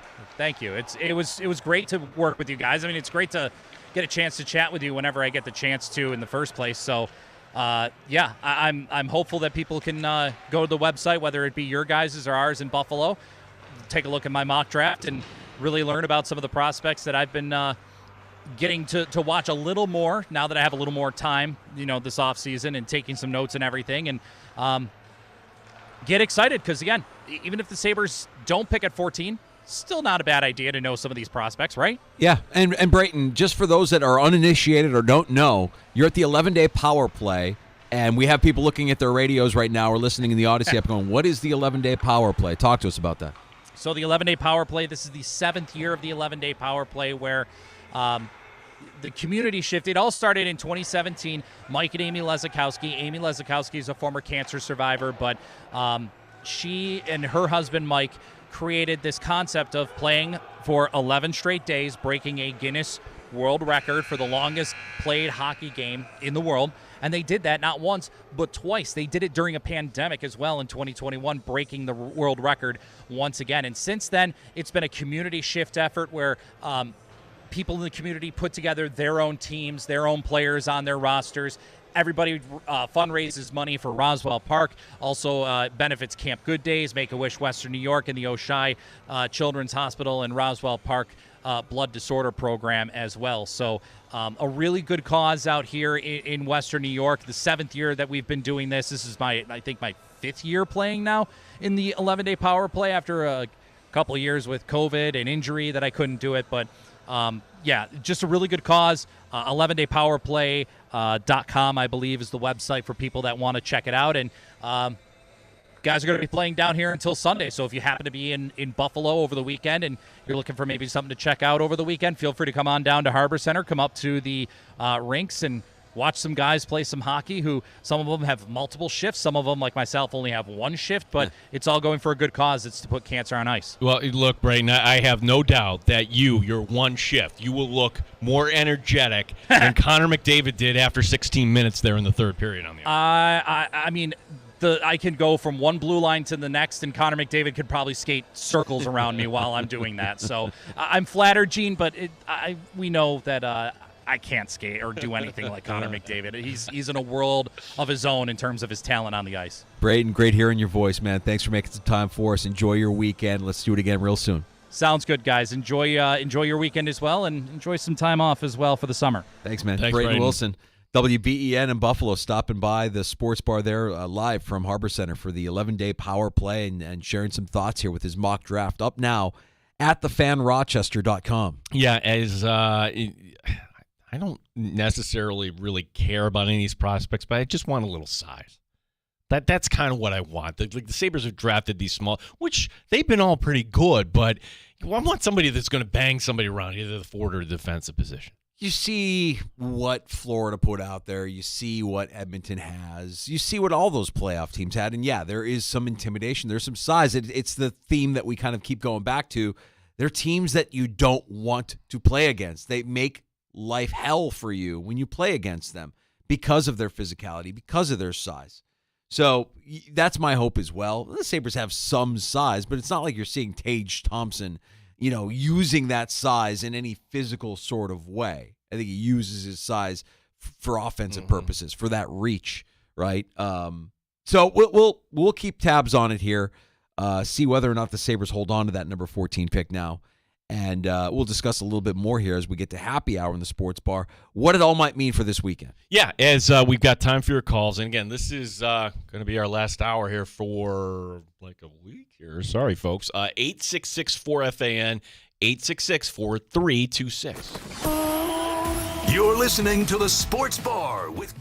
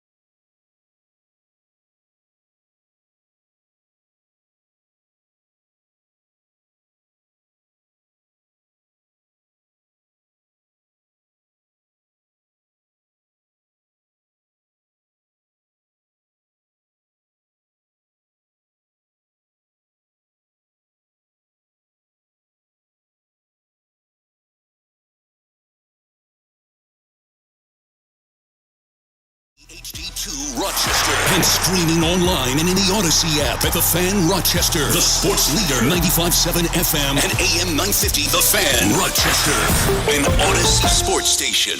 The Fan Rochester Sports Update. Buffalo Sabres did make a trade today, sending the 11th overall pick to San Jose. This is in exchange for picks 14 and 42. GM Kevin Adams on the status of a Jeff Skinner buyout. I know there's a lot of noise out there right now, but no final decisions have been made. We're continuing to have conversations internally, externally. I mean, obviously with Jeff's case in particular, he has a no-move clause, so ultimately any sort of conversation you may or may not have regarding a trade is going to be go back to him. The NHL draft tomorrow night. Right now, it's the second round of the NBA draft. Right now, Philadelphia is on the clock at pick 41. The Lakers coming up at pick 55. Game one of a doubleheader for the Rochester Red Wings today. An Alex Call game. A walk-off two-run homer. Wings win over Indianapolis 4-3. Rochester trailing 2-0 in game two in the third. Gene Battaglia, the sports leader. The Fan Rochester. The Sports Bar with Danger and Battaglia. Let's begin with the NBA draft last night. The Los Angeles Lakers select Dalton Connect. Round 2 of the NBA draft, the Lakers at 55 could go with Bronny. Mike Danger. I caught you, Gino. You're gazing lovingly at that portrait behind you. Chuck Muncie. Gene Battaglia. I'm going to have my little revenge on Kansas City. It's called KC Baseballing. 16 teams. 16. Your boy here is in first place. All right, don't choke. No, I can't. Who do you attribute your success to in this team? Me. Mets won for the 15th time in 19 games. They drubbed the Yankees 12-2. Back to 500. Grimace. Mets fans, we like to have fun. Go Sabres. So you're looking at a third-line center. Do they bring in a different type of defenseman? Depth is a priority. They're going to sign a goalie for Rochester. Golf Rocket Mortgage Classic Round 1. It's just a matter of time before AI, Danger, and Battaglia take over the Rochester sports talk landscape. 95.7 FM and AM 950 The Fan. Rochester. Well. Looks like we have a little bit of breaking news in the sports bar to kick off happy hour. It really hit me. I didn't know it was coming back that far. So this is the class action lawsuit for viewers, subscribers of DirecTV and the Sunday Ticket against the NFL. Went to a jury. The jury has come back. The NFL lost. They lost. They are going to have to pay nearly $4.8 billion in damages. 4.7 of that billion goes directly as a refund. The remainder, $96 million, goes to the business class subscribers of the Sunday Ticket, your bars, your restaurants, whatnot. Oh, because it's a class, it could be tripled. The NFL is appealing, of course. Yeah. Take that L. Wow. That doesn't happen too often. I'm kind of bummed. I think I fell outside of the window here of this class action suit. I canceled the ticket back in like 2010. The window for this, I want to say, was like 2016 or something like that. That's a rare L for the NFL. The appeal process, who knows how long that takes. But when you break that down and you split up that settlement over 32 teams, it's a massive chunk of change for each team to have to cut a check. I'd have to gather, how did they arrive at that number? That's probably what the NFL has made on this in the last decade or so, plus the interest on it. Now, Andrew Brandt, legal expert, is pointing out that, the NFL, at the very least, is going to argue the number, saying that award is excessive. But at the very least, Danger, this is changing the landscape of how we view things. Now, is it a good or bad thing? Let's say you're a Dallas Cowboy fan. Can you buy the games now directly? Or maybe you're a Bills fan and you're out of town and you just want to can you buy it just for 1 week? This is massive, and I don't know what happens now for everybody that subscribes to YouTube and the Sunday Ticket. Does that go away? There's so many questions here as this just came over here in the last 20 minutes, and we're reacting to all these tweets. And when you have because of federal antitrust laws, that the verdict of $4.096 billion could actually balloon up to $12.288 billion for the NFL. Yeah, this is one of those rare NFL. This is their biggest L ever, I think. How can they afford we talk about the Magulas not having that cash lying around, $12 billion divided by 32 teams. Yeah, this is the biggest verdict that the NFL has ever had to take in court. The biggest punch in the gut ever for the NFL. This verdict, the Sunday ticket settlement. So if you're a part of this class action suit, you'll expect a little check in the mail. However, they divvy that up over everybody that was in the class action suit. But I think what's more fascinating to watch now moving forward is how does it all work? How do we, as fans, consume the product that we love moving forward? And maybe it still is a Sunday ticket at a different price or a different price point. Or maybe it is what I think we all want, which is the ability to watch whatever team we want, whatever game we want, whenever we want, and pay for it a la carte. That's the bottom line here in this, that you had to pay for things that you didn't need. Where I'm surprised that the NFL didn't win its case, we all grew up with cable. We all grew up with, hey, why am I paying for all these channels? Like, the NFL kind of did that. I thought that would have been a very basic argument, and maybe they made that argument. Or maybe it's just you got a jury here, Danger, that looks at the NFL and these owners that get their stadiums paid for, and maybe it's a jury that just said, you know what, I'm not going to do this on camera, but two birds in the air, bang. Take that. You never know how this went. And I'm sure the NFL, with all their lawyers, they will drag this out. If you're expecting, oh my gosh, that's great. We're going paycheck to paycheck. I could use that $250 coming in the mail. No. This is going to take a while. Oh, this is going to take a long time. The NFL has issued their statement. As you can imagine, they strenuously object to this verdict. The statement reads, "We are disappointed with the jury's verdict today in the NFL Sunday Ticket class action lawsuit.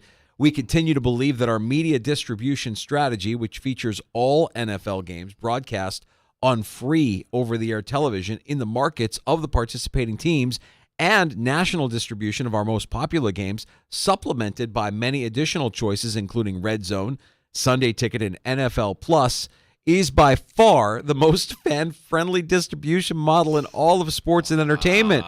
We will certainly contest this decision, as we believe that the class action claims in this case are baseless and without merit. We thank the jury for their time and service and for the guidance and oversight from Judge Gutierrez throughout the trial."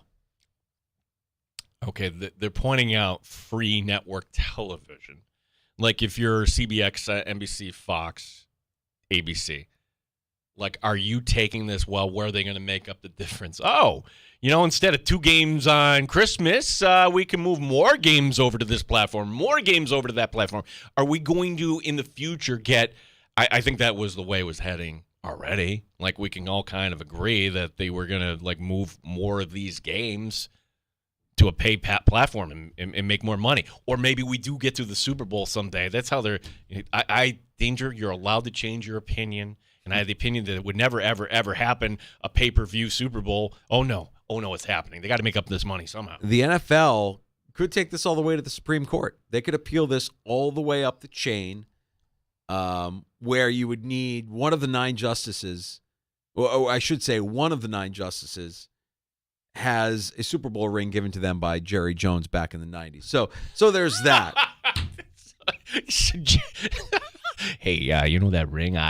I really want a favor there. We cannot afford to have this verdict go against us. So can you just at least look at this? I was thinking maybe Saul Rosenberg should read the NFL's statement. Oh, what?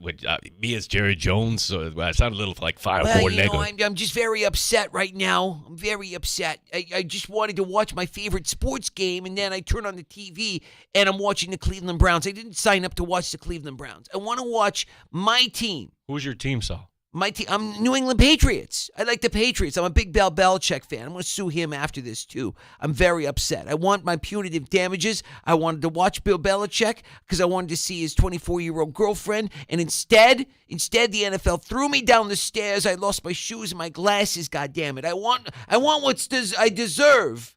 Punitive damages. That's a massive, massive L for the NFL. But I think it's just a step in the process to get us to now. Between now and them taking this as far as the Supreme Court, could you all sit down and collectively come up with an agreement or a plan in terms of like what this looks like moving forward? If the Sunday ticket continues this upcoming season, they're kind of in violation of this lawsuit, right? Yes. So, like, this is actually short-term good for us. You're a Dolphin fan here. I only want to watch the Dolphins. Great, here you go. Or why do I have to buy all 18 weeks? I'm a Bill season ticket holder. I want to buy 9. Here you go. Like, what does this mean for YouTube? Do they get a refund on this now? Like, what is it? Oh, can we talk about it from the football standpoint? Because do you think the NFL is going to, like, share the pain in this? Because Cap Cap takes a hit. Yep. For all these teams that are ponying up their quarterbacks and everything else. Like at some point, you're going to have to, wait a second, we didn't expect the cap to go down. You got that during the pandemic. $12 billion? You think the NFL is going to share that pain alone if they don't win any of their appeals? This is going to have long-lasting ramifications here. Good. This is good. This is good for the consumer.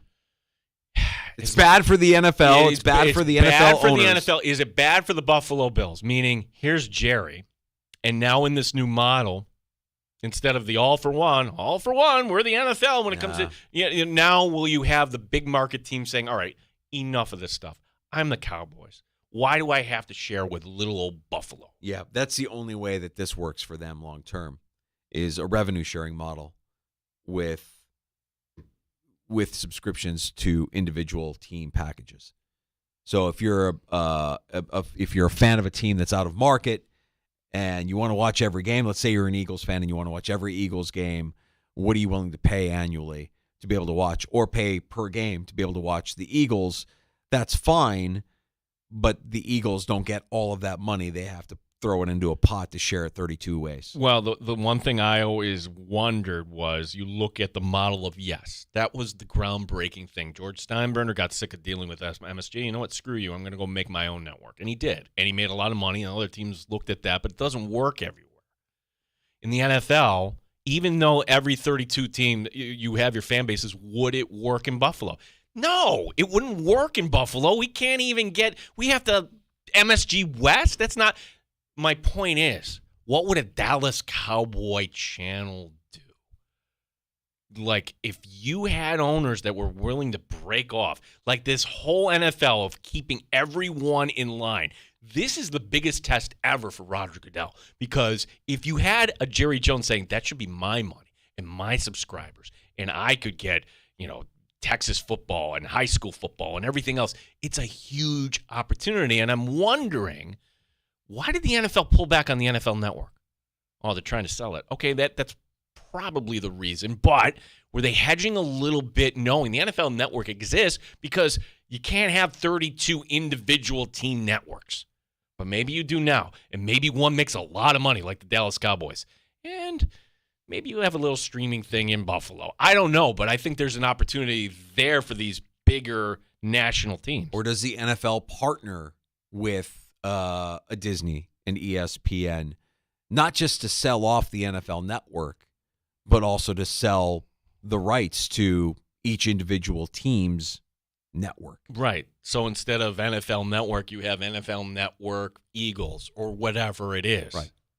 And ESPN has shown that they can do, hell, they've done it with college football and college basketball with the ACC Network and the SEC Network. They've devoted their own programming and their own resources into conferences in college athletics. You could see them doing it on maybe a smaller scale for each individual team.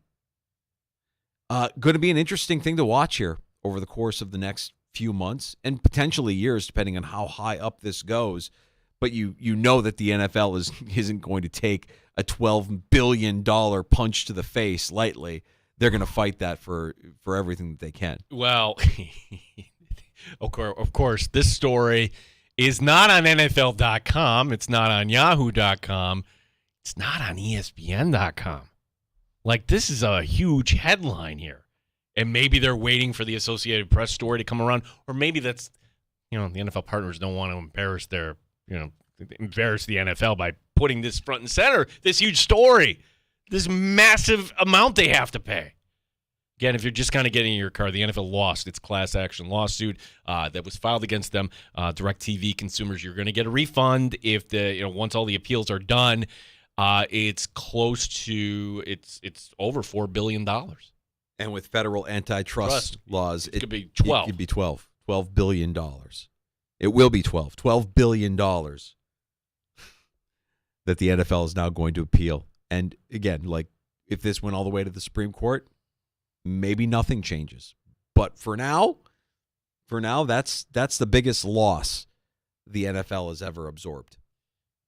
Yeah, because the concussion thing, I thought that went away quick. Or the St. Louis, they got robbed of their team. No, here's $1 billion. Now go away. Drop in the bucket compared to this one. $12 billion? $12 billion. That's unbelievable. And for us, the consumer, probably a good thing. Let's see what they come with. I'd also point this out too. It's like we're not in the sports bar tomorrow. Maybe you're beginning your vacation, and a lot of people aren't working next week. I'm guessing there was a lot of people in the jury just wanted to think, you know what? We're not going over to the 4th of July week. Let's just get our deliberate, get it up. Deliberate and get this done. Mm-hmm. We'll keep tabs on that here over the course of the next few weeks and potentially months and even years as to what that might all look like here with the NFL losing their class action lawsuit, the NFL Sunday Ticket case. Again, while it was happening, I didn't think it was getting fairly reported on. Nobody was really reporting on it. We get little bits and pieces here and there. That's a massive, massive story that nobody was really talking about. Because the NFL has that power. They don't want their partners talking about this. It's embarrassing for the league. Well, just give us what we want. Give us the ability and the flexibility and the freedom.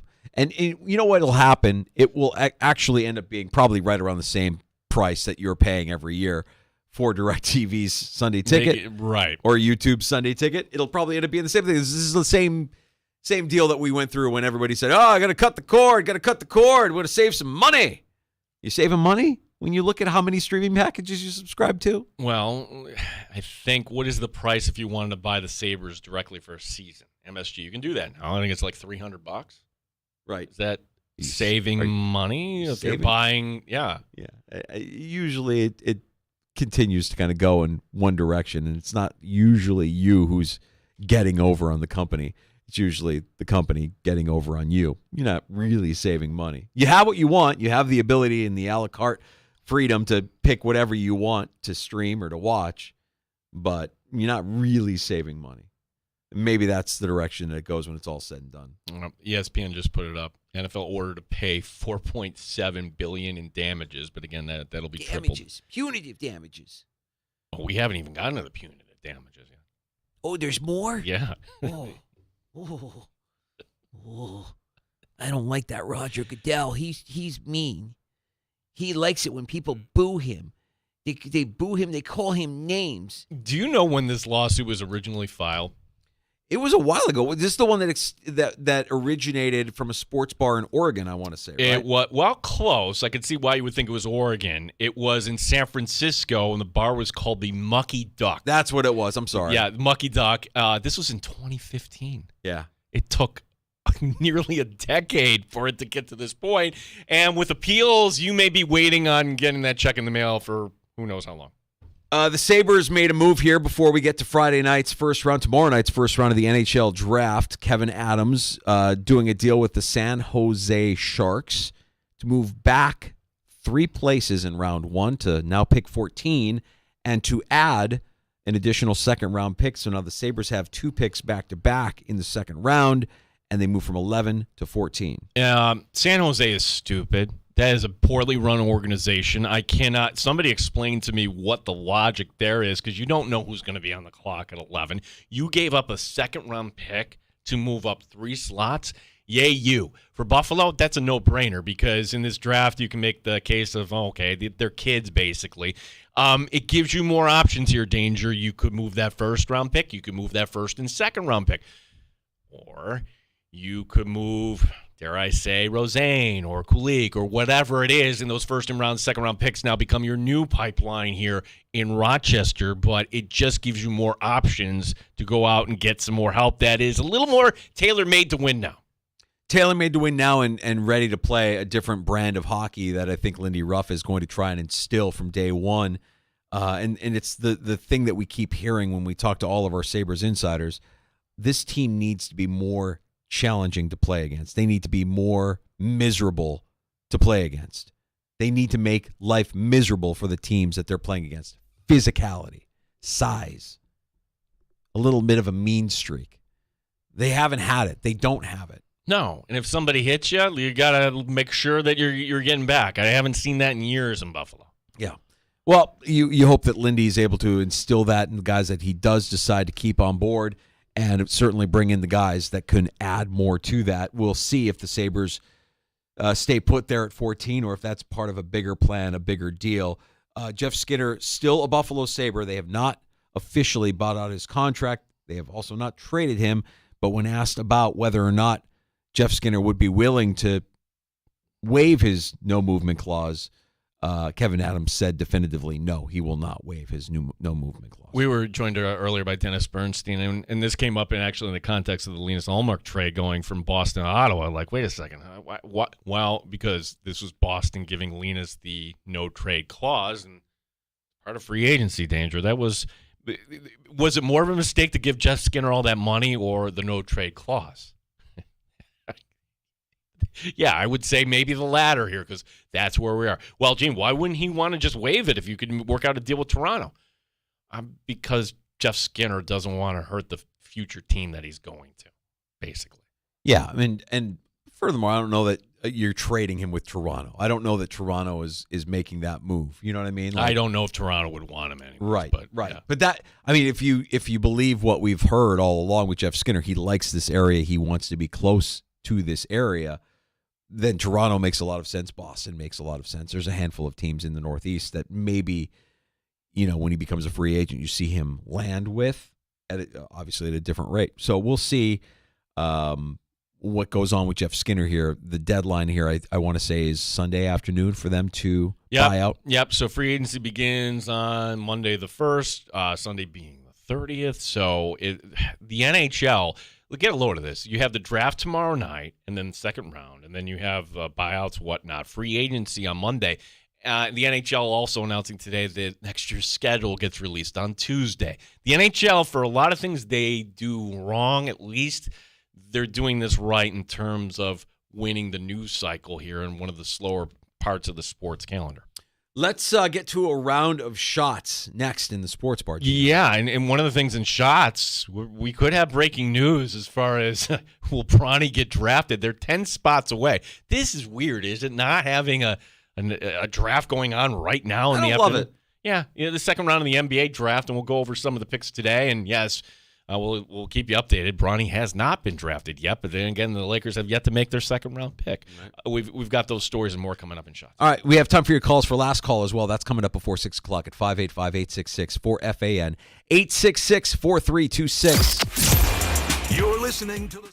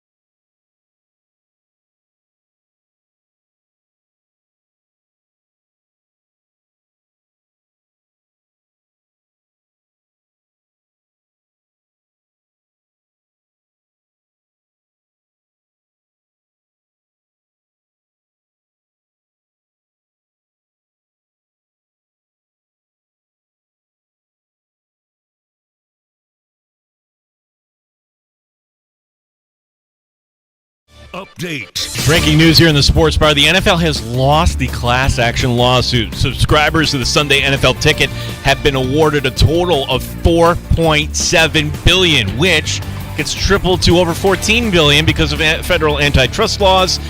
The NFL is appealing. Buffalo Sabres made a trade today. They sent the 11th overall pick to San Jose to move down 3 slots to pick 14. They also pick up a second rounder, that second rounder being pick 42. The second round of the NBA draft is in progress. Right now, San Antonio is on the clock at pick 48. The Lakers are coming up at pick 55. Game 1 of a doubleheader for the Rochester Red Wings today, and it was exciting. Alex Call with a walk-off 2-run homer. The Wings win 4-3 over Indianapolis. Right now, Rochester trailing 2-0 in Game 2. They're in the 6th. Gene Battaglia on the Sports Leader, the Fan Rochester. The best local sports talk in the Flower City. One Bills Live in the Sports Bar with Danger and Battaglia. Weekday afternoons on The Fan, Rochester. Hey, thanks for checking us out this afternoon. The video stream is up and rolling on our YouTube channel at The Fan Rochester. Like and subscribe, comment while you're there. Find us on Twitch at The Fan Rochester, the free-to-download Odyssey app. You can even get us on your smart device when you ask it to play 95.7 The Fan. Happy hour continues in the sports bar with the round of shots. Yeah, as the second round is underway, as we mentioned. Who's the biggest name there? Maybe Filipowski? Is that how we say his name? Yeah, he went to Utah. Yeah, went to Utah, the center out of Duke. But right now, the Lakers coming up at pick 55. No one has dared to take Bronny James and force the sign and trade. So we're running out of chances here for chaos here. I wonder if there's collusion. You think like NFL governors and their GMs have said, you know what, we see what he's doing, we understand what he's doing. You kind of like the fact that he's that passionate about wanting to play with his kid, but no, we can't set this precedent, because if we set this precedent, it is chaos. Like, he's not even good enough to be a second-round draft pick. Well, I thought maybe some team would be clever in the second round and take Bronny James and force the Lakers to overpay, but the bottom line is it's probably it's a bad business move, right? If you're doing this because of what we may mock LeBron, but what he's meant to the league, you're really going to hold this up at the gate here. Second round picks. Okay, everybody will point to Jokic. Sure, there's other. By and large, these kids aren't going to make it. Like, that's why they're putting on the NBA draft, the second round at 4:00 in the afternoon. Yeah, right. This is weird. Yeah, right. I just don't know that he's good enough to be drafted even in the second round. I wonder about the precedent that sets. If that's true, then what your draft picks are meaningless. There's more talented players that are going to be available to every team here that is making a selection in the second round. We'll see. Maybe it's a throwaway, and maybe the Lakers are the team that says, okay, fine, we'll do it. Yeah, that's we're probably going to have it before we get off the air at 6. If not, JR Sport Brief will have that coming up at 6 o'clock. Danger, the New York Knicks. I don't know if you heard this or not. They are all in. The Knicks are all in. OG Anunoby coming back, 5 years, $212.5 million. When the Knicks acquired the forward from Toronto, New York went on a 12-2 run before he and Julius Randle both suffered injuries on January 27th. In the 33 games he played for New York in the regular season and playoffs combined, the Knicks went 27-6. So you're telling me he might be a difference maker here, OG Anunoby, coming back, and I don't think that they're done. What are they doing with Randle? Julius Randle's still a player you can figure out something to do with if you want to do it. But, yeah, the idea that they brought back OG. OG can play defense. So can Bridges. That's really what Bridges. Bridges is a ball. Gene, these moves signify that the New York Knicks, they're all in.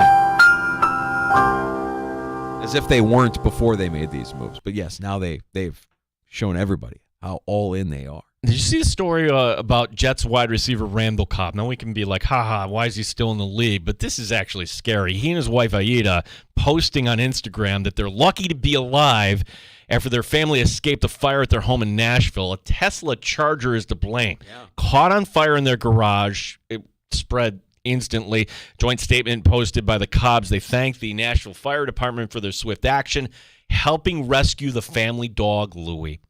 the post on Insta shows pictures of their burnout cars. You know what? I feel like this is a fairly common occurrence. Well, not common, but it happens with Tesla owners and Tesla chargers. I have a coworker, a friend of mine, who works in our Virginia cluster of stations who had a fire start with his Tesla chargers.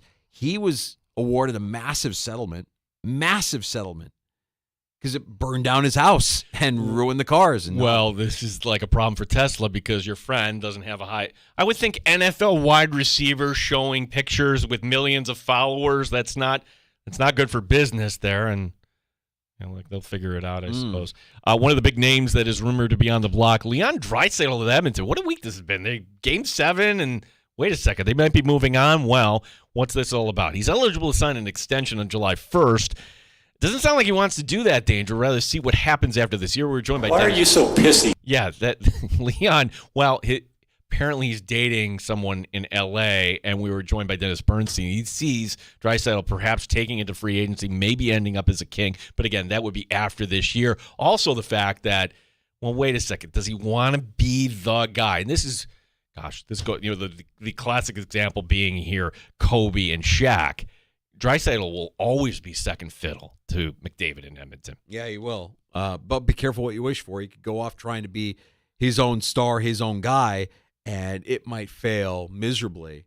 The L.A. move is an interesting one. If it is indeed L.A., if you're making that move because you're dating an actress. I don't know. Has Edmonton ever seen anything like that ever happen before? I'm trying to think. Let me rack my brain a little bit. Wait, hold on. You're telling me that you could live in Alberta or Los Angeles? This is a tough one, Gino. I'm really struggling with what they might want to do. Yeah, I think eventually he ends up in L.A. The Ken Holland, by the way, GM of the Oilers, stepping down. I guess this was not a surprise. But if you're thinking, the Oilers are going to run it back, they got some work to do. Cap Friendly has them at just over $10 million in cap space. They've got 10 unrestricted free agents that could walk out the door. Yeah, it's going to be a different-looking team next year. Finally, Danger, Lex, you can smell if something's off. You tell me if something's off with this story. And this story is being reported out in Buffalo.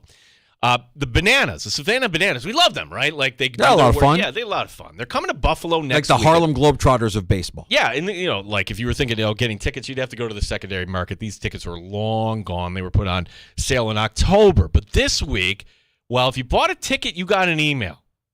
And I guarantee this email is unlike anything you ever received before. Stating, first and foremost, that these tickets are general admission and they're open seating. For a baseball game. Right. That doesn't happen. The email went on to say that it's hard for the team, I'm quoting here, to deliver a top-tier experience with that model. And they're asking fans to give up the tickets that they bought in exchange for another game. But those games are either in Philadelphia or Miami. WIVB asked the Bananas if the event is oversold. They say it's not. As, what was his name? Al White. We'll keep watching. I tend to think, did they say it was sold out, that this game was sold out? You couldn't get your tickets because it was a sold-out game? They put it on sale in October. It's a sellout.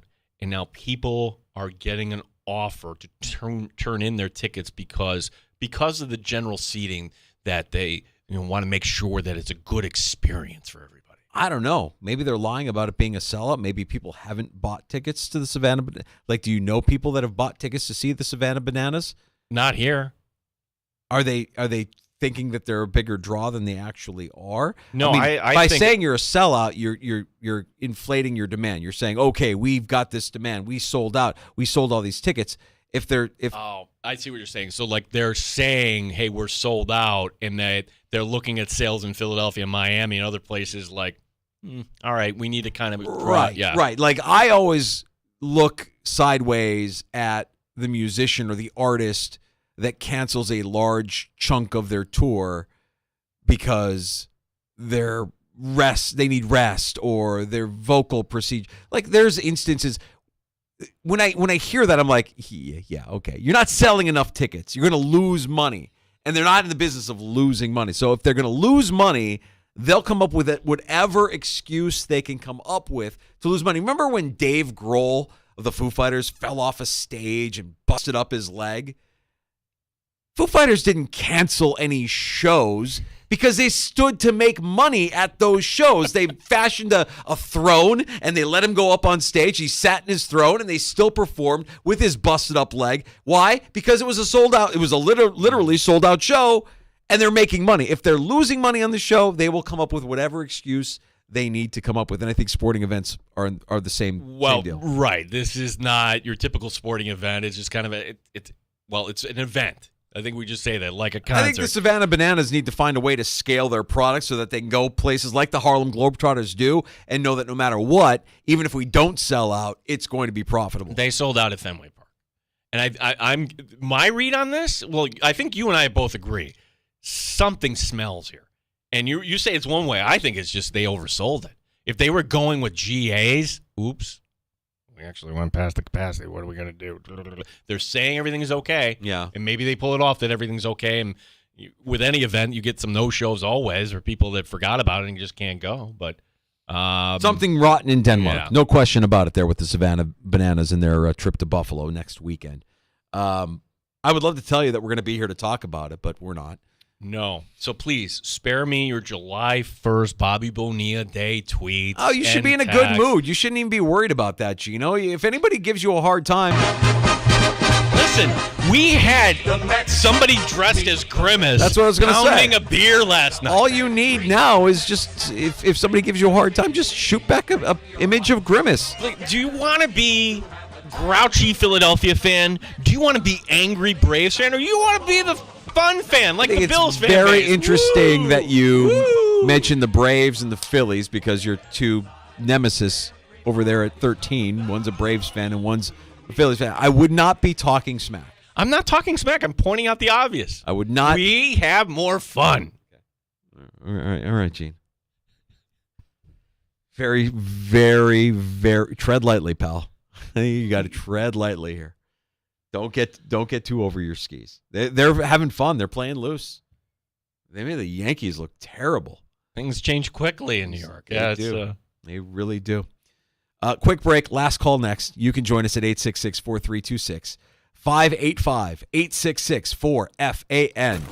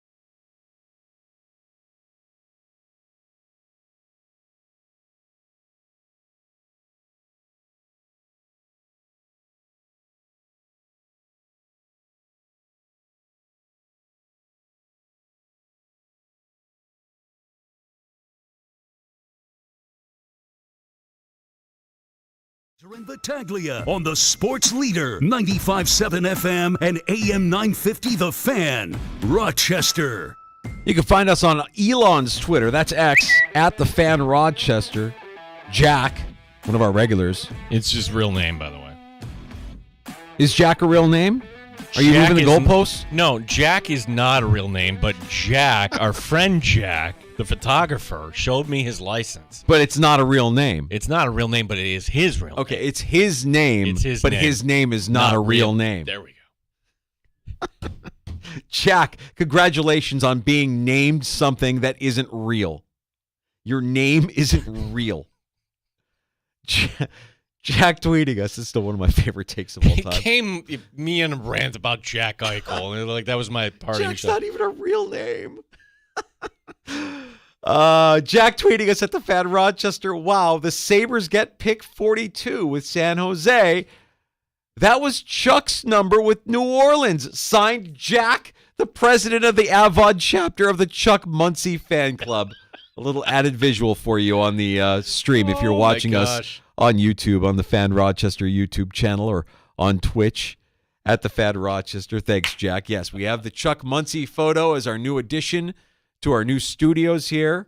And you know what? We're in our new studios. We got to get more comfortable. We got to get things cleaned up around here. We're going to take a little bit of a hiatus here for the holiday week next week. Gino's going to head to the beach. I'll be around doing some work, getting some stuff done, cleaning things up, for our return when we come back. What is it, a week from Monday? It is the 8th. We'll be back. But what does the world look like on July 8th? What? Yeah, right. Did the Sabres actually make a big move? The Sabres schedule will be out. I'm sure, we'll learn here within 5 minutes. Did the Lakers actually take Bronny Jr.? By the way, the Knicks are on the clock right now. They're not thinking about doing that, are they?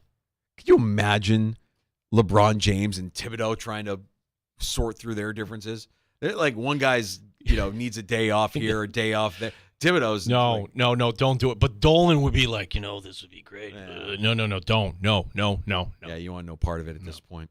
If you missed Brayton Wilson or Dennis Bernstein, who was in Vegas for the NHL draft, which gets underway tomorrow night, you can find both of those wherever you podcast. That includes the free to download Odyssey app. Just search out the Sports Bar and you'll find all of our guest appearances there. Gino, enjoy your vacation. Thanks, Danger. We'll talk to you after the 4th. A week from Monday. JR Sport Brief next. You're listening to